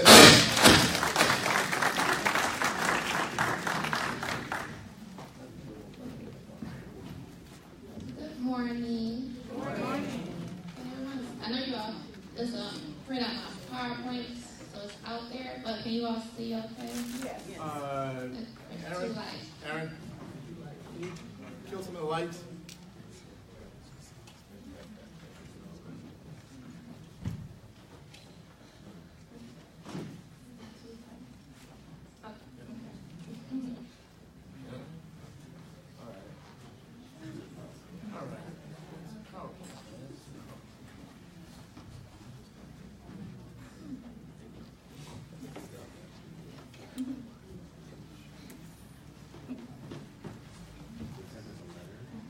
as we get the PowerPoint together, I'm Dr. Kenesha Young, and as Councilman mentioned, I'm from Detroit Health Department. I was born and raised on the east side of Detroit, and my in-laws stay in District 1, so it works out. So I'm happy to be here. What I do is that I see every infectious disease, communicable disease from Detroit residents, except for TB, STD, and HIV. But beyond that, there's so many more. So my team investigate those infections and actually we'll call people who have them and we'll see what's going on so we can try to stop the spread and prevent the disease from occurring. So I'm here to talk about hepatitis A. There's a large outbreak going on in the state of Michigan. We're the largest in the United States. We did have San Diego that was beating us, but San Diego got theirs under control and we have not. And so I will go over the numbers for the hepatitis A. There is a lot of people who have influenza, and I will talk about those as well.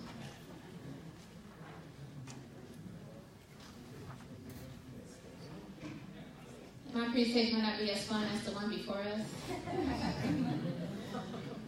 But I just consider myself a cool nerd, and this is very important to talk about it. So hepatitis A is called a coronavirus. Humans are the carriers and non-humans, certain ones, the mammals, okay? So it's not that your cat can get this, but there are other ones, other animals that can, perhaps monkeys, okay? But we talk about the human transfer of this virus. It's very infectious and it's stable at low pH and in freezing. So the best way to get rid of it in the environment is to heat it up, basically, by a certain temperature, like greater 185. Using bleach helps to kill it. So sometimes it's hard too because not everyone are in conditions where they are around like the bleach and things like that to actually take care of the environment, such as our homeless individuals. And I'll talk about that. Replicates in the liver and it's excreted through the feces. So a lot of this is the fecal oil route. So many things like washing of the hands. So you may have heard some information in the media about a hepatitis A food worker in this restaurant. Okay? And so that's why we have to put out publications regarding that. We'll go to how it spreads. So ingestion of fecal matter because someone did not wash their hands after they went to the bathroom. That's simple as that. It's really important to wash your hands always. Okay? We have people who gets it. I'll have you go back. Oh, it's okay. Like close person-person contact. So perhaps someone in your household had a hepatitis A virus. Okay, so cleaning the surfaces, cleaning the bathrooms with the bleach is what helps prevent the next person from getting it. We have some people who use recreational drugs, including marijuana, and injectional drugs, and we've been seeing an increase in that population as well. And we'll have sexual contact with someone who's had hepatitis A.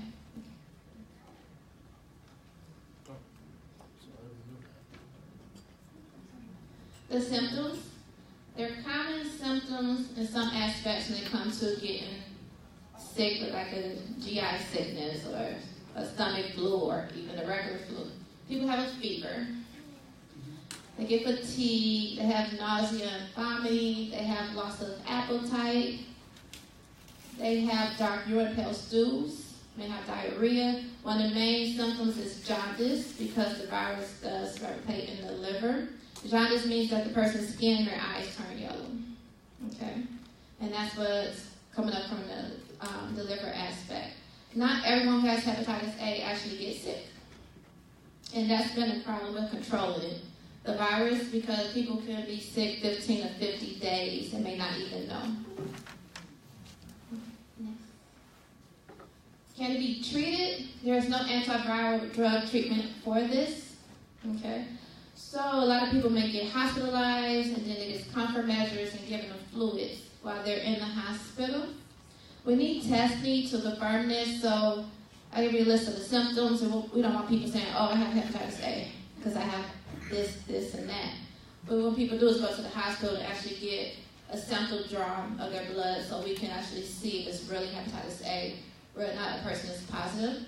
like most diseases, someone who is older, people who have chronic liver disease, they can have an increased disease risk and severity, and then this can be more detrimental. If a liver failure develops, then some people do have to get a liver transplant. We have had this outbreak going on since August 1st, 2016, and many people did not know that. All right? Problem is, it's really, really bad. Okay? We have done things across the state to control it. Initial cases included people who have substance abuse disorders, people that are homeless, transient living, people who are incarcerated, and we've been seeing an increase in the men who have sex with men population. There's no common source being identified, and I have been in different substance abuse centers, rehab centers, a lot of the shelters within Detroit, doing a lot of outreach and encouraging people to get the vaccinations. And that has been helping, but it's a larger population that we're just not reaching. What I'm showing you here is a graph of all the cases that's been going on in the city itself. This was not a problem prior to, like for instance, 2014 and 15, we might see just 5 cases a month, maybe, okay? Now, we have been seeing over 160 cases just in Detroit alone. And with this graph, what it does is shows that the cases here, this black line here, this means secondary cases. This means people who have been in contact with someone else that's had hepatitis A. And that's how we're seeing the spread as well. So you can see it's a big increase. October was really bad. And I would say, I don't know if it's wood here, but we've been doing good in Detroit, but we still have a problem. So some other counties that has been increasing infections. So does everyone know every city in Michigan? There's so many. I went to Michigan State on my first day up there. People would tell me, oh, I'm from here, and they'd point on a mitten and be like, I'm like, okay, I don't know what that is. I'm from Detroit. And I don't know where that is on the map. So we didn't grow up going to that when we was in school. Like, oh, say you're from here. But they have in other parts of the state. And so as you can see here, and this map keeps increasing because we have so many people getting it. So this is showing the different places it has been impacting. And this graph is only to 2017, this chart, but it's worse.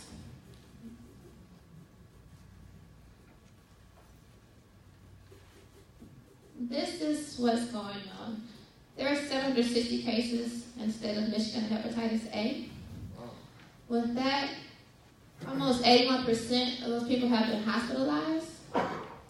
And we have an increase, we have 25 people who have died from it. Okay, so it really is a problem, and we're trying our best within the state. On this note, the affected jurisdiction I have listed, Detroit, and there's some cities I'm reading, like where is that? Calhoun County, Clinton County, Eaton, Genesee, Grand Traverse, Ingham, that's the Lansing, Isabella, Pure, Livingston, Macomb, Costa, Monroe, Oakland, St. Clair, Sendak, Shiawassee, Washtenaw, and Wayne. That's a lot. Okay, and so it was the point where some people was in the outbreak jurisdictions, but they are becoming with it. So when it comes to the state of Michigan, has the most cases. We are second in Detroit with the most. Macomb is higher than us with over 200 cases. And a lot of times we're seeing problems with, like, it comes to Macomb County jails. See the jail population. So I did go to Detroit Retention Center last Sunday and talked to the inmates there. And that was interesting. That's all I'll say about that.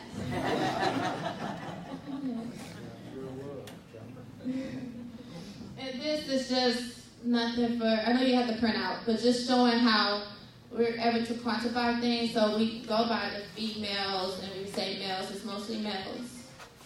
The ages, and they're mostly in their, or people are in their 40s. Okay.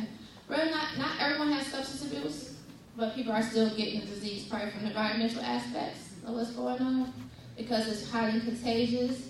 And we have, it's broken down by the history of hepatitis and history of hepatitis C, because we have been seeing that a lot, because a lot of substance use abusers who do needle exchange type of aspect services, they have hepatitis C, hepatitis B. So we do look at that. People who are at risk. I mentioned a few of these.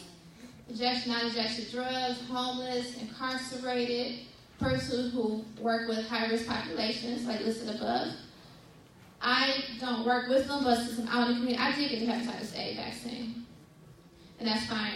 And it's recommended with the hepatitis A with the regular vaccines that people are doing, for the kids. So when me and my kids go out to eat, and they love to eat, I'm like, okay, we're protected. So I feel more comfortable, especially since I know it is in the food service industry in a different type of way if the person works there. Okay. People who travel to certain countries, like perhaps India, when you go to certain countries, you need to have vaccinations anyway. And hepatitis A is one of them. Like I mentioned with the men have sex with men, persons who have sexual activity with someone who has HIV. As I mentioned, HIV, hepatitis A. And you guys can read the rest of these, because I know you have the handout.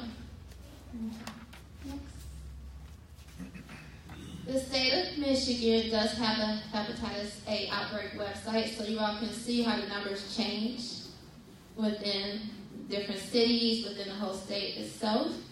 And so this screenshot was taken when we only had 400 something cases, and you see that has almost doubled since then. And it's always something different that be added on there. It has frequently asked questions and links to state websites. Okay. Our efforts, I mentioned different clinics that have been going around. It's about, they're adding up to 40, because when I had to do I guess I called it a blitz, because within 3 weeks I did so many clinics. And when we went throughout the city, different shelters. But what has been happening, again, since that, is outreach, like with Detroit Fire Department. We do with the ED trauma centers. We got our major 4 trauma centers. We have calls with them often to try to get them to vaccinate, because they see a lot of high-risk individuals as they're coming through the ER. That has not been an easy task, but it is working. We have different outreach that's been going on through the other counties, as you can see listed here: Macomb, Oakland, St. Clair. We have also did a lot of targeted food establishments with the shelters, and the food safety program comes to me every day and give me a sheet of someone they think that would be interested in hepatitis A clinic. And our immunization team, I've been giving it to them to actually set up. So that was hepatitis A. I'm going to talk about the flu now.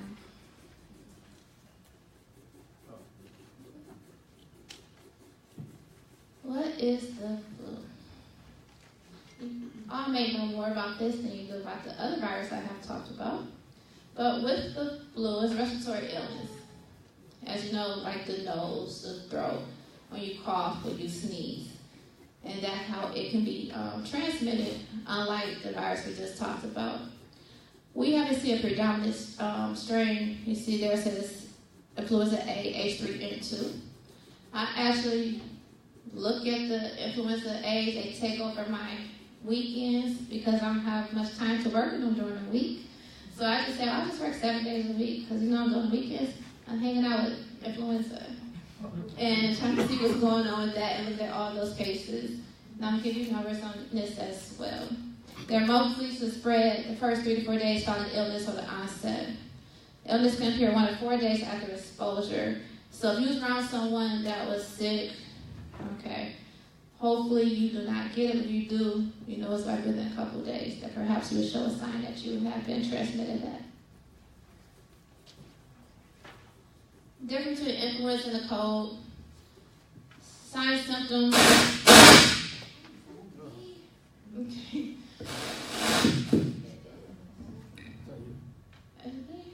It's not me? Okay. Sorry. So, Okay.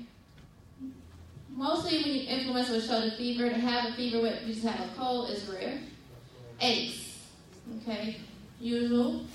With the influenza, it's often severe. With a cold, it'll be slight. Okay. When it comes to chills, think about fever and chills together. Think about that with influenza. It's uncommon in the cold. Fatigue. Usually when you have the flu, when you have a cold sometimes, because you still don't want to do like you regularly do if you wasn't sick. Sneezing. Sometimes with the flu, very common with the cold. Stuffy nose.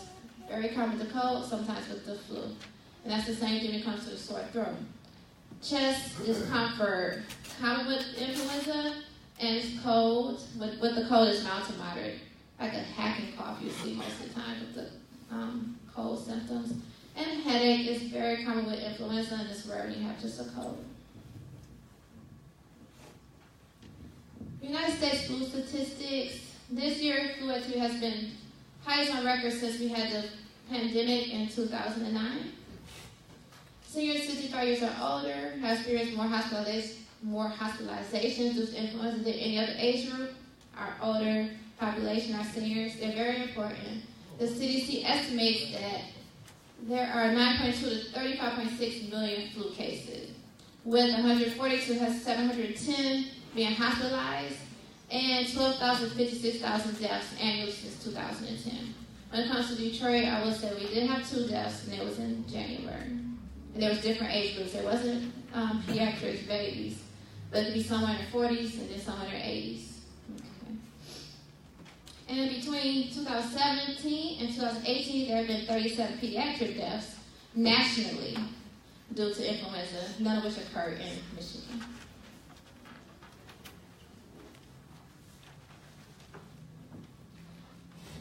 This graph, it has changed since we had to start the influenza season. As you see right here, it says widespread. That's what this brown color is. And it's widespread throughout the United States, just not in the cold states. Over there towards Oregon, you have local activity just there, but that doesn't mean that it might not turn brown next week. These are statistics in Detroit. And I ran this from August 1st. We didn't have any influenza cases in August. So people ask, like, when does the season start? It's when we started seeing an uptick in cases, and that was in September. January was very, very high. February, these statistics, I was able to run those through February 18th. And so I don't know, because February is still going on right now, if February would be higher than January, but we do have a lot of cases. In January alone, it was 1,679 flu cases. In February so far, and 1,586. Altogether, when I include the flu and flu-like illnesses that's reported from the schools, there's been 4,025 flu cases within our city. We have immunization, vaccination clinics with the health department. We used to have 2 locations, but the one location had to be stopped because we had water main breaks and the boiler wasn't working. So we have a location, Samaritan Center, on east of Detroit, on Commerce.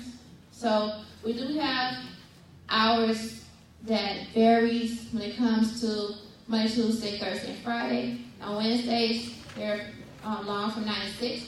And we're open on Saturdays now from 10 a.m. to 4 p.m. And I will say they're open, and I know that they're dealing with a hepatitis A situation right now because I was on a conference call last night. Okay. It's preventable. Yes, it is. I do recommend, and we encourage highly people to get the flu shot. And then some people hear the news about, oh, it's not as good, but it still prevents from other things. Some people may have the flu shot, and they may get the flu. Many people don't. So all depends on it. But a lot of people do not get the flu vaccine because of different reasons. Some people are scared of needles. And then some people say, well, it's just not going to work anyway. And so we just don't know how it is. But we do have an increase for it. You know someone is sick, avoid close contact with them. It's not that you don't love them, just don't want to hang out with them right now. Okay? So just say that. Okay? Hand hygiene, please wash your hands with soap and water. Sanitizer does work, but the number one way to prevent from all types of viruses and the fungi and other things. Use soap and water when you can. Use the sanitizer only when you don't have access to the soap and water. And get the vaccine. I haven't gotten it. I need my kids to get it. My kids are 11 and 14. I'm a boy and a girl. And so my daughter's my drama queen. And I have to encourage her more to do things when it comes to the shots. But she still, gets it. And that's it for me. Any questions? Thank you so much. We got 2 questions here. I'm sorry. Yes, I ate at a certain restaurant in Novi, and I was vaccinated with hepatitis A vaccine on Monday. I have a question. I thought that all food workers, food handlers, were required to be checked for various diseases prior to being hired as food handlers. Because I must return in 6 months to get a second shot. I'm glad you got the vaccine. And yes, that's not in Detroit, but it is a lot of people from Detroit who did go to that, restaurant or whatnot. But they are not required to have the hepatitis A vaccine. We have been working with the different food establishments, and even from the state, and it's been recommended, but we can't make the restaurants do it. And Detroit has had a health vaccination fair clinic for all food workers within the city. So a lot of food workers within the city are vaccinated, but it's not mandated for them to be. And so just, you probably got a handout. Linda Wesley from Council President Jones' office handed out the budget that we have, the budget schedule. So if you have any questions, we'll make sure you have it at this table. Have any questions for the health department or any other health issue? Their budget hearing is going to take place on Thursday, March 1st at 10 a.m. Yeah, my question is, excuse me, is the hepatitis A vaccine, is that a dead virus like the flu, or is it live? It's not live, and once you do get the vaccine, you do the 2 week, even though it's recommended for the 2, because of the outbreak, we've been telling people it's okay if you got 1 because 95% effective, and then once you get vaccinated for it, it's basically lifelong immunity. Someone who has had the hepatitis A virus, they're forever protected for even getting it again or for transmitting it. Yes, but it's a safe vaccine. I was more worried because of people with compromised immune systems. Yes. Have the live, so yes. It's not live. Yeah, it's okay. So we really do encourage with the compromised immune system, such as people with HIV, even someone who is pregnant. We do recommend for them to get the virus. And myself, I'm allergic to, I think it's 8 now, different medications and drugs, even I can take it. So it is safe to take. That one over here. Other than food services, what should we be on guard for when we're out in public? If you're out in the public, it's different to say besides washing your hands, soap and water. You can't look at something. We want people to burn their hands. So warm water, I won't say hot, because then people's like, oh, it's not, it was boiling, and then she said, but nice warm water does help, but as long as it's soap and water. And it's all about, rubbing your hands vigorously, not just, going to put soap there, this water, like, oh, I wash my hands. The nails, get your nails. Nails. I come from the hospital setting, and this was really big with hand hygiene. And one of the things people don't get is getting their nails. And I used to have something when I was in hospital where we could look at people's hands as they wash them. It's the knuckles that people miss. And it's the nails part. And something may be finger licking good, but I suggest don't lick your fingers. Because you might even really get under your nails and you're bad with, cleaning. But yes, warm soap and water. But you can't look at someone and just assume they have something. Now, someone might look jaundiced, maybe from different reasons, but that's not good. But hopefully someone who's jaundiced and yellow with the eyes and skin is not hanging out in public. But, yes. Food service. My first question.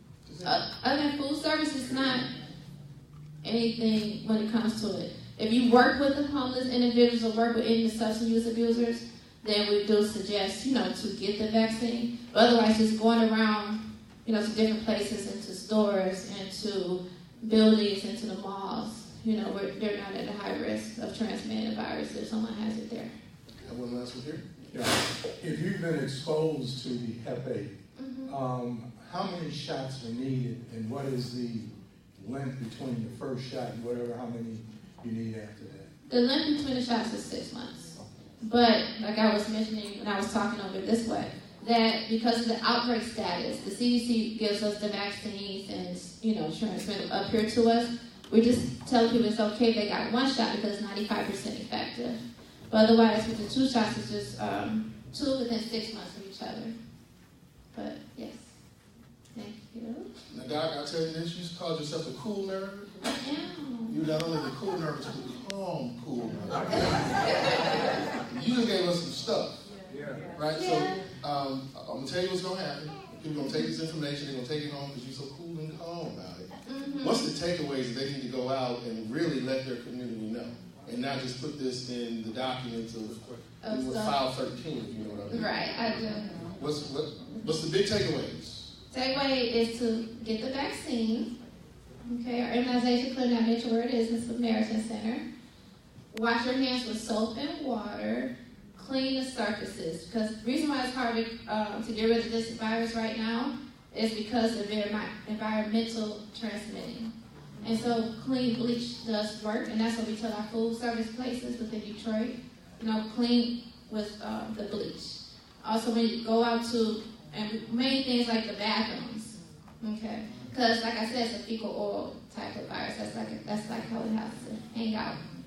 So anyone goes to the bathroom, do that.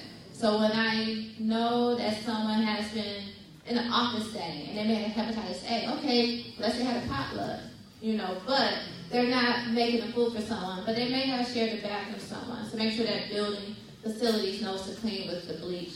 So the main takeaway is get the vaccine, wash your soap and water, clean your surfaces with bleach. And if you know someone who's part of these high-risk communities that have listed up there, encourage them to get the vaccine. So we're going out to the gay bars now because the increase in the MSM population. We're doing a lot with the homeless, like I mentioned. Going to the substance use abuser centers. But some pockets that we can't go to and can't identify. I have done work with Needles Change group, and they're able to go to those areas where people are. But yes, so you didn't have to. If you don't read this all again, those are the main things. Thanks for asking that. Dr. Kenitra Young, thank you so much. Everybody, give a round of applause. Thank you so much. Appreciate it. So we have 2 very important elected officials who are here today, Sylvia Santana and Ms. Sherry Gabriel Yoga. Got anything you want to tell folks here this morning? Just good afternoon. All right.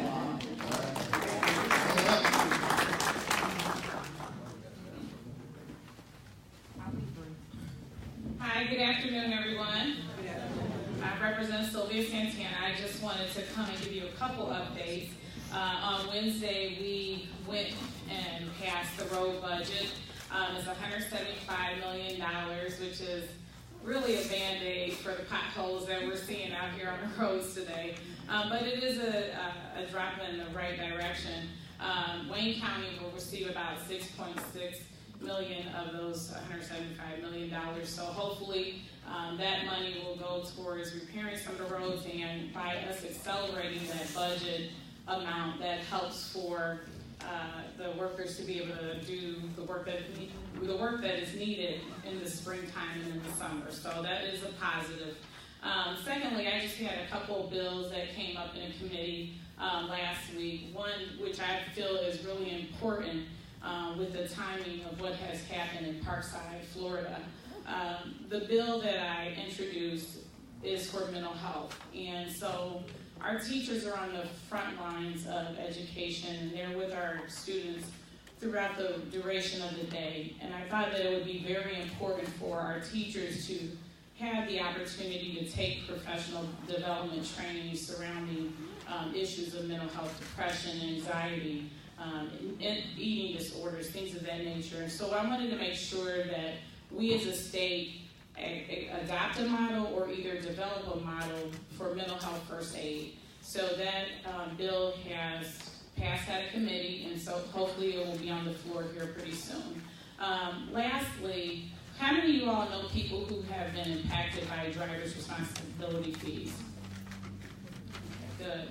I'm glad I want to let you know that we in the House, the Senate, and it's now at the governor's desk, have passed bills to eliminate driver's responsibility fees in the state of Michigan, which makes me very happy that 300,000 people will be able to get their lives back in the right direction and be able to drive again and build their lives back.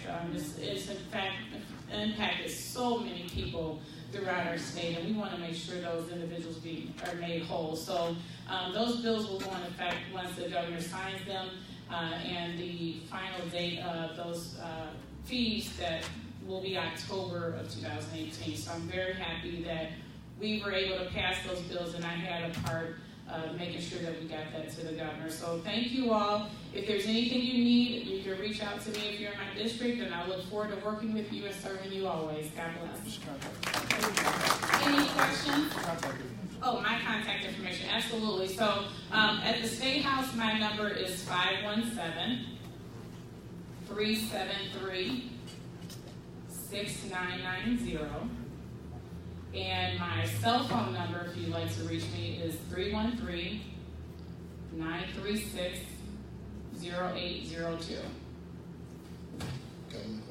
Yes. Do you expect the governor to sign this into law before the election, which is in November? The driver responsibility fees? Yes. I do. You do? Absolutely, because his hands are tied. So he wants his budget passed, and that's a little bit into the politics. I won't get into the weed of things. I will just say that there's been negotiations that have been made in order to make sure that this gets signed. But here's the fact of the matter. The driver responsibility fees are not collectible. It's an accounts receivable at the state level that we are not even collecting dollars on. People cannot afford to pay that bill. So it's a line item in the budget that is sitting there as uncollectible debt, right? So it makes no sense for us to continue to place that in our budget every year if the fees are uncollectible. The people are not paying them.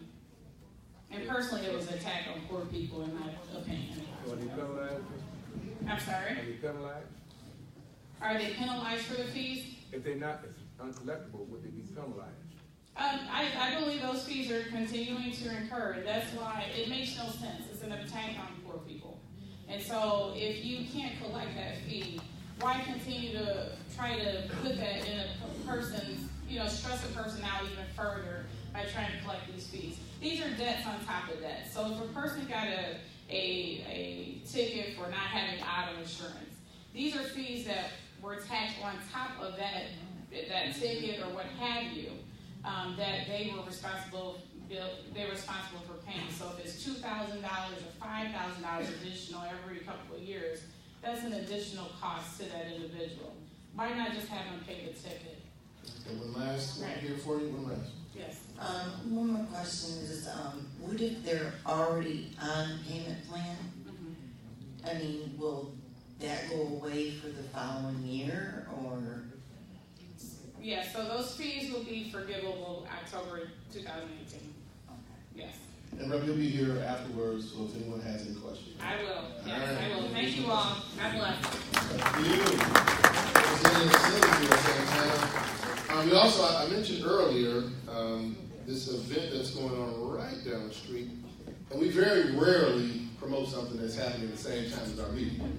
But this one is very important. And we have a member of our family, District 1 family, Dr. Erlene Hall of the Delta Sigma Incorporated. She's going to give you some information about the expungement fair that's going on right now up until. It was from 9 a.m. to 3 o'clock. I'd like to first of all say good morning, good afternoon. And I'd like to invite you all for an opportunity. So many times we talk about the upward movement in Detroit, but one of the things that's impacting a lot of our young people and some older people is that ability to get employment. And one of the things that's impacting that is criminal records. So right down the street here on Grand River and 7 Mile at the offices of Delta Sigma Theta Incorporated, we're offering an opportunity for you to have your criminal records cleared. It's an expungement clinic. The one thing that's different about this one than a lot of them that you'll see is that the work, you don't just go and get information. The work is provided for you right there on site by attorneys. It's today until 3 o'clock. I'll just give you a little bit of the information here. The requirements in order to be, the requirements for it, that you have to be a resident of Wayne, Oakland, or Macomb County. You have to have, it can be for individuals with 2 misdemeanors or 1 felony conviction on your record. You're not eligible until 5 years after completion of your sentence. So if you had parole or anything like that after completion of that sentence, then you're eligible for the expungement to be done to apply. It's only for state of Michigan convictions only. Okay.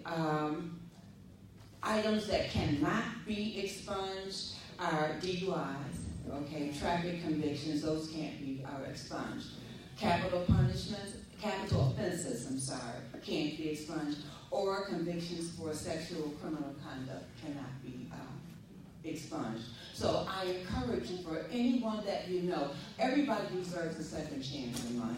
And if you have indeed have those kinds of mistakes in your past, or know of someone, grandchildren, neighbors, or anyone who could benefit from it, please share that so that we can all come up when Detroit comes up.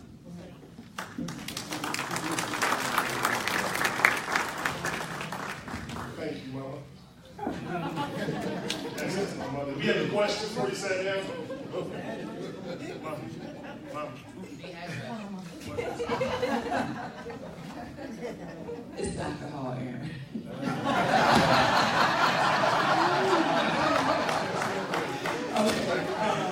I had to take the opportunity to get you. Okay. The address is 24760 West 7 Mile. But it's the big building right there on the corner of Green River and 7 Mile. Yes. Is fleeing or looting part of that exception that you can't expunge? You know, I don't know. But rather than give you some wrong information, just stop in. Okay. It's right down the street. You can walk there from here. Okay. Are there any other questions that I can answer? All right, Thank you. Thank you, Dr.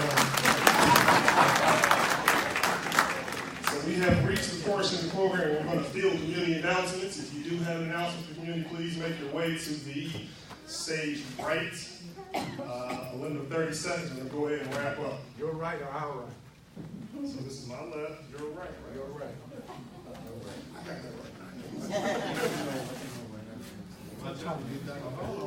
Guys, just be cognizant that there's another event right after our presentation, so please, we'll sit and make our way out after the program wraps up. Okay, my name is Tommy Ovioha, and I represent a community organization called Detroit Black Works. We do quality of life work in Old Redford, and the city released an RFP in October for the redevelopment of Holcomb School, which is right off of the intersection of Grand River and Lawson. And we recently concluded presentations with developers. They got 2 submissions, and so I just wanted to engage the community leaders, Black Club presidents, about the happenings and the goings on. So if you want to take down my contact information, anybody here. My Google Voice number is 248-845-8159. And my email address is Tommy, TOMMIE, at DetroitBlockWorks.org. Okay, thank you. Next, we have the class agency. There you go. I'll make it really quick. My name is Monique Young. I'm here with the class agency that's changing lives and staying sober. We are a mental health and drug substance abuse agency. We have some initiatives with the community. One is the Strengthening Families program for parents and youth aged 10 to 14. It's 7 weeks. It's 2-hour sessions, 1 night a week. You come with your child. If you have younger children, we have babysitters there that can help with the younger children, but it's for youth aged 10 to 14 to work with their parents. So we have the 2 hours. The first hour, the parents go in one room, the youth go in one room, and they do fun activities separately. The The second hour, they come together as a family and do activities. You would be surprised to know just how communicating and having a positive relationship with our children can stop a lot of the violence, drugs, and alcohol that's going on out here, especially in the ages between 10 and 14, because that's when they start getting into a different way of thinking. They're getting older and they're starting to do things outside of the house that the parents don't see as much. You don't have as much, you're not around them as much. Once they get 10, 11, 12, they want to go out and pick their own friends and different things like that. So this program is really to help the parents build skills that will help them communicate and keep good relationships with their children. So if you have, we're going to be at Crow Hill Community Center starting in June. It's on the flyer, but the number is 313-269-2821. And that's my number. My name is Monique Young. If anyone has any grandchildren, uncles that have any kids aged 10 to 14 that could use the program, we do have free incentives for registration. If they don't have a membership to Crowell, we will get them a membership and they can keep that even after the program. And after you complete the program, you'll get a Kroger gift certificate to get some groceries and, we have good meals. And we do have meals. We will be feeding them. We'll be catered. So free transportation. So it's really not that many barriers to the program. I'm trying. I'm just very passionate about it. Thank you guys. If you need anything, I'm going to leave these up at the front, or feel free to contact me and let me know. Thank you.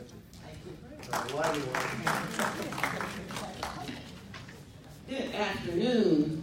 I'm Monique Baker McCormick. I am here today to invite you to an announcement that I will be having on April 16th. Most of you know that I ran for commissioner, Wayne County Commissioner in District 6 for the last 10 years. I've been fighting for jobs in our community, not jails. Wayne County spends $390 million every year on jailing our folks. And what I want to make sure we have in place is an education-based incarceration program in Wayne County so that we're helping those while they're on the inside to be educated when they come out, because 95% of them will come right back to us in our community. So I hope that you guys can attend the announcement, which will be, and also celebration on April 16th. I do have a flyer here. Thank you again. I'm Monique Baker McCormick. Thank you, thank you, thank you. Now, does everyone have a packet they came in with today? By show of hands, raise your packet up. Raise your packet up. So within your packet, you have this handout here, and it says, Discover You1 Cash Flash. By show of hands, who's been to one of our Cash Flash events? Right? Woo! Okay, clap. Come on, guys, wake up. So we are having our 313 Day celebration on March 13th. That's next month. 313 Day over at the Motor City Job and Tea House. It's going to be an amazing event, one of our best thus far. We'll have live music, giveaways, there's hot food for sale, as well as a bazaar. You can shop in local area vendors. So please be sure to take this flyer, post it, contact our office if you need some, as well as give us a call at 313-224-1027. Actually, there's one additional thing that we want to make this one special, because part of 313 is representing the D. So with that being said, if your community group has a t-shirt or any other type of swag, please wear it to the event to show your neighborhood pride. If you don't have that, y'all need to talk about it, and then you can wear your Detroit stuff as well. Thank you. Looking at you in here, partner. And Aaron Hall and Teddy Riley are going to provide entertainment. I am the inimitable Tom Wilson. Anybody says anything different, don't believe them. I'm an executive board member and the sergeant-at-arms of the 14th Congressional District, as well as the Wayne County Democratic Black Caucus. The Wayne County Democratic Black Caucus, we are having our meeting this coming Wednesday, which is my birthday, the 28th of February, down at the UAW Vote Center at 15140 Livernois. That's on the northbound side, just south of Finkel. We're going to have some Councilman Scott Benson is going to be there to talk about the Flexing Day project, which is opening up there and providing, I think, 400 jobs for people in his area. He's also going to speak about the Airbnb controversy, for lack of a better word. And so the meeting's free and it's open to the public. So, 6 o'clock, that's what time we start. And we're done usually by 8. So, come on down and join us. Thank you. Thanks,